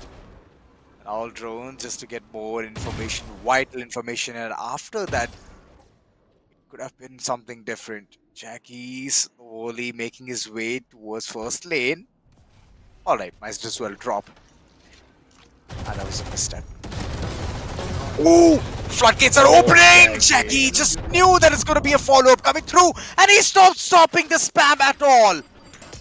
3v2 DXG, all the hopes of heading towards side B with healthy amount of players in their corner. It's all gone. 30 seconds left. 3v2, a post plant, and ORGLESS 6. They have a backstab coming as well. This is going to be very difficult for them to play into. And Player standing. not the angle that he wants. Immediately gets swung Yes, out by multiple. This is not how it's supposed to go. ORGLESS 6 and Juggy with this Odin. How is he able to work magic like this? This one gun is a complete downfall. Switching sides. Match point. Well, we have seen a lot of exploration whenever it comes towards B main. Trying to get that early frag. Caramel did manage to do that, but again and again, things are not falling in the favor of DXG. This again has to be right. Being in the defender's side, they have to win it in order to take things towards a third overtime.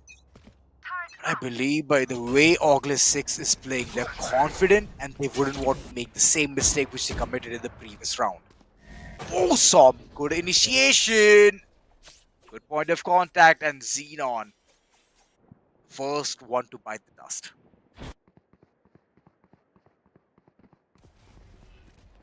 Another chance for them here. Panda.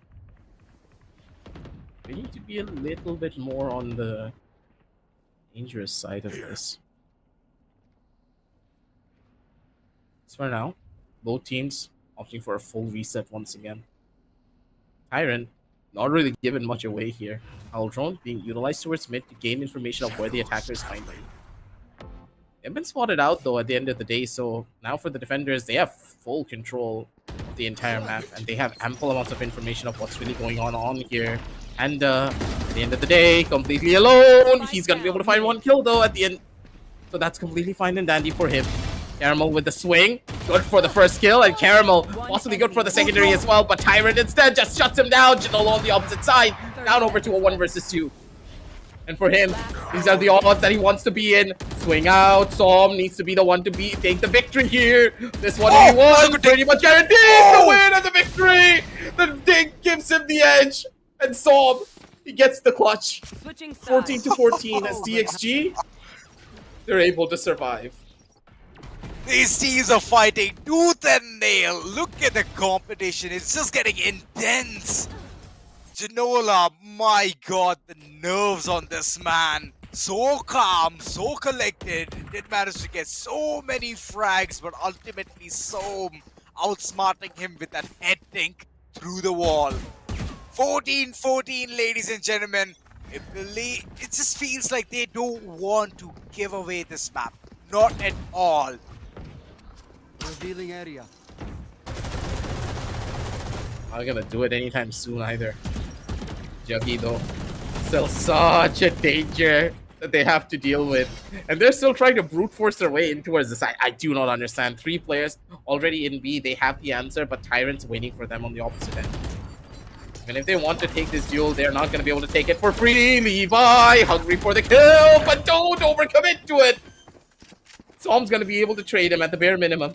And that's completely fine. Tyrant low on HP, he's not gonna be able to live for long. Delete it. Expect to get Caramel with another frag, a big one at that. Janola biting the dust. And with the post plan coming through with the 4v3 beating. Members of ORGLESS 6, the odds are stacked against them.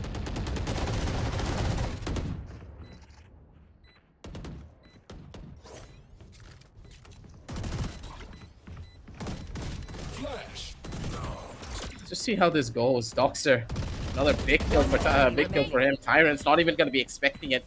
Som with another frag, and immediately they're going to be the ones to hold. Som and Panda in towards the side. They get the frags and they get the necessary kills required to take this round, be able to win it out. That's the thing. Som not having the best of performances in this particular match, but that's completely fine because he is now showing up when they need him the most. These overtime rounds is where he needs to shine the brightest. Once again on that operator, once again given a chance to prove himself to be better than the rest. Will he be able to do so?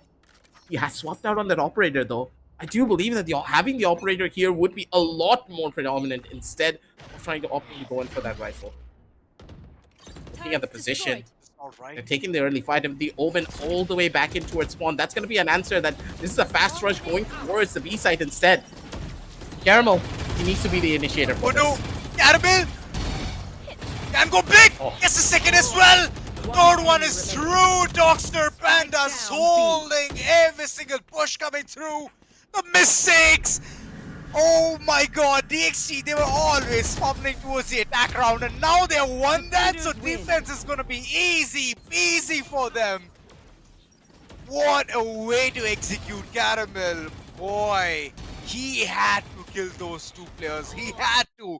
If it wasn't for him, the entire site would have been under control and the attackers would have taken matters to the 4th overtime. So ultimately, what a way to seal the deal. Absolutely.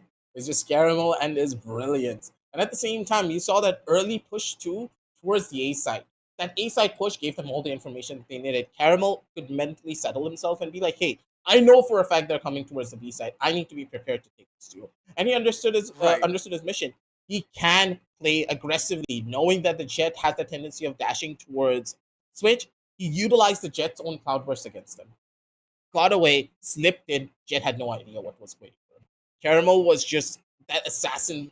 He was just that ninja. He had a smoke screen made by the Jet to get into a position where he can guarantee at least 2 kills for his team. You gotta love it when you see it. Beautifully True. played out in every regard by the entire team. And at the very end, it was just that experience that the members of DXG have under their belt that gave them the possibility of this victory. You need to understand all the time that as a team, as a player, whenever you're in these type of overtime situations, the more overtimes that we start to stack up on one another, you start to make a lot more mistakes. You tend to go into autopilot mode and take duels that you don't really need. You don't utilize your utility as beautifully as you did before in the past anymore. That's where the team just started to crumble. That attacking side pretty much sealed the deal for the entire team. Right. You would have expected them to lose out on that attack, but good God, did Som really come strong for that? Like that one round, Song redeemed himself for his entire performance in the game. He got the trade. You're He gonna got let 3 more go. frags in the process. You're gonna let him What? go that easy? Come on, he got the victory for the attack side. Tell me, Azora, he got the victory for the attack side. He got the 3 kills that Uh-huh. was necessary for his team to take the victory, and But then they still, were gonna yes, win Storm out on the gonna. defense. Yeah, I mean, Storm, he has a lot of potential, man. A lot of potential. We have seen him go ahead, absolutely. get those multi-frags multiple times. But in the map of Ascent, he was pretty, low on confidence. I believe the entire meta was way too dominating. For example, Levi, Caramel. I mean, look at him. Look at these two mighty, humongous players, man. The way they just went ahead, got those early frags was absolutely astounding. Being the controller, doing so much damage and kills as well is massive. But yeah, like you mentioned, Som, the moment the team needed him the most, he stepped up. I mean, that counts. Definitely make gets him Absolutely. redeemed of all the situations wherever the team was like put into harm's way. And I do think that the team is still very young. Yeah, they have very experienced players on the lines of Levi, Caramel, and Doxer, but Panda and Som, they still need a little bit more time to get into that foothold on how to play with a squad of this caliber. Giving them the opportunity, let them learn. And hey, taking this victory gives them a one-way ticket over towards the decider finals to get that opportunity to go up against Nari Esports one more time to see who will be the one to take that victory. But MVP of this entire map Oh being my Levi, not god. that big of a surprise. Look at this guy. 36 kills, 28% headshot percentage, an average damage of 240 per round. Forget the ACS, look at the damage. That damage on a Yeah. controller that doesn't have any way to do chip damage with his abilities. The man All he shot can do is run bullets away. that magnetized. The bullets that he shot were magnetized on towards the enemies. Yeah, it was primed, all amped up. Every single time he shot to kill. 240 is a massive number, and the total damage is 7,206. I mean, this speaks volumes, man. This speaks volumes. First kills 4, so he was all over the map. Being Omen, I do get it. You have from the shadows, but this guy was traversing on feet, and he was reaching to XYZ destination. He was everywhere that he needed to be, but MVP of the series being Juggy. Is that big of a surprise? No. This No, it man is not. was a menace to society. Let it be with an Odin, let it be with a Vandal. His shots were incredible. An average headshot percentage of 44%. Think about it. 44% headshot percentage and an ADR of 191. He was consistent when it came That's a down to lot. his kills. And he had no fear. Having a fearless duelist and plus a fearless initiator, that is a very hard combination to find. In Juggy, he played his cards beautifully. He did. He definitely won our hearts. But the team, unfortunately, is not going to be moving forward. It's going to be the likes of DXG going ahead toe to toe against Naori Esports. So that game is going to be the most anticipated because of this game, we'll understand that who's going to be heading towards the grand finale and fighting against the defending champions. So I'm very excited. very much excited to see what action we're going to see real soon. But moving forward, level up leaderboard. Still, it's going to be still Fluffy. up there. He's fearless, man. He's fearless. I mean, No, not who the is third Fluffy? player. Wait, He's fearless with his gameplay.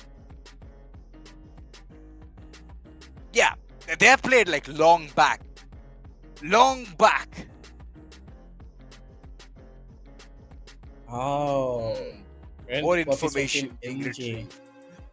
Yeah, like I am Yes, sir. so shocked that Fluffy has this much of an impact from back then and he's still here. Oh, wow.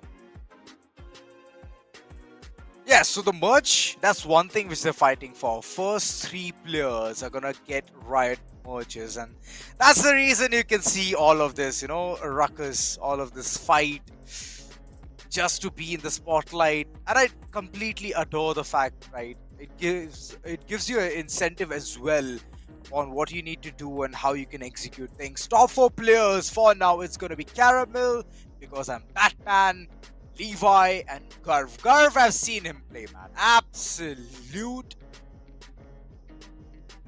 What can I say? I'm running short of words, man. The way he plays, he's fearless. He goes ahead, executes things in such good manner. And that's the reason you can still see him in top 4 players list.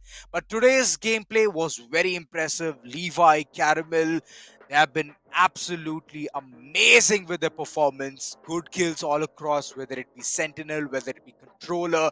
They know every nook and cranny and they can understand what the opponents are up to as well. So that gives them a really big edge on what fights they have to pick and how to win. Absolutely. The way that this team just played it out, it was beautiful to watch. Ladies and gentlemen, end of day 6, and it seems as though Killjoy's pick rate just went up way more. Icebox now making a showcase for the top 3 maps. Not that big of a surprise. No one's going to pick this. Maybe in the grand finals. Hey, it's a best of 5. You need to go somewhere. It's going to be a best of 5. Yeah, so you need Every to go single somewhere. one of them is You so need to pick worried, your right, poison. Aggie? They're so worried that one sidestep and they're going to be falling right off the map.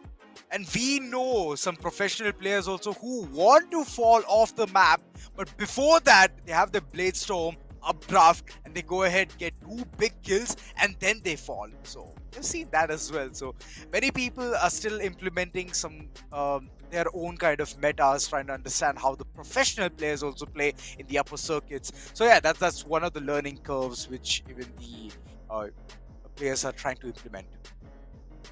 Absolutely. We'll have to see how this one goes. But ladies and gentlemen, that is all that we do have for you for today, ladies and gentlemen. I do think that we're going to be jumping into the brackets just one more time to showcase to you what exactly is going to be happening tomorrow. On public Lower demand. bracket finals.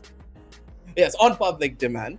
Lower bracket finals. Noiri Esports going up against DXG, ladies and gentlemen. Make sure to set your dates right. And of course, hey, it's going to be one best of 3. One short little extravaganza before we get into the climax of this entire story. 2 p.m., ladies and gentlemen. Set your dates up, set your alarm as well in the process. See who will be joining the members of Asterisk over towards that. True that. And I believe for today, all the action is all done. Good amount of plays, 2 zeros all across the board. And I was excited. I thought that it's going to be the third map, but no, unfortunately, no team mustered the entire, understanding that I need to see a third map. It's okay. It's understandable. But moving forward, guys, thank you very much for tuning in today. It has been an absolute pleasure to have you all. And I hope we, as in me, Azura, alongside Aggressive, and the entire production team, have literally entertained you and kept you on your toes with the entire thing. So huge shout outs to Crucial by Micron, and alongside our GPU partner Zotac Gaming, plus our media partner Gossip.gg. It's a big thank you to you guys, and thank you TEC for providing us with such good action. So take care, guys. Tomorrow 2 p.m. Make sure you're there and bring all your refreshments.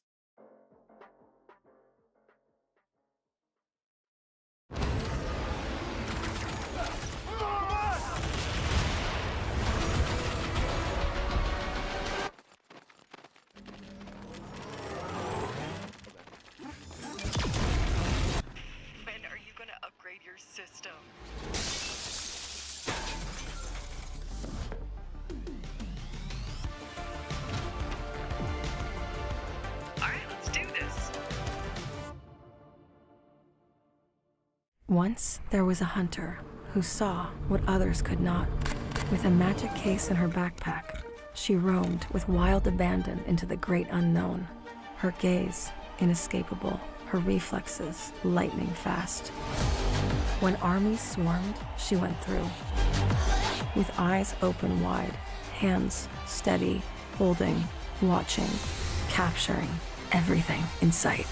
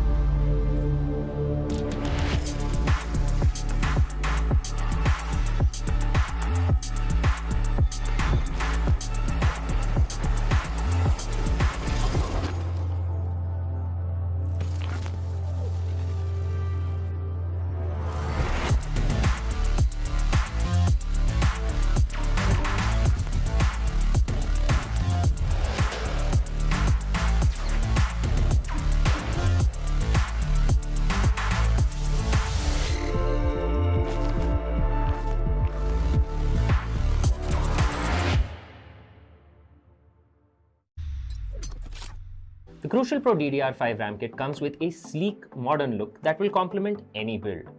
But aesthetics aside, it's the performance that really matters. So let's dive into it.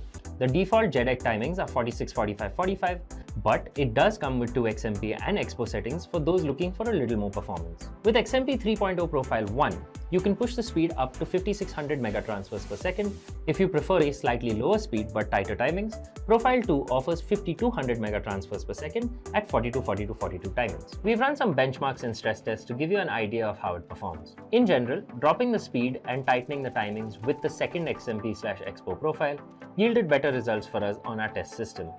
Paired with a Ryzen 7800X 3D, we saw anywhere from a 1 to 5% performance bump depending on workloads. All in all, the Crucial Pro DDR5 64GB RAM kit by Micron is a fantastic choice for first-time builders and enthusiasts alike.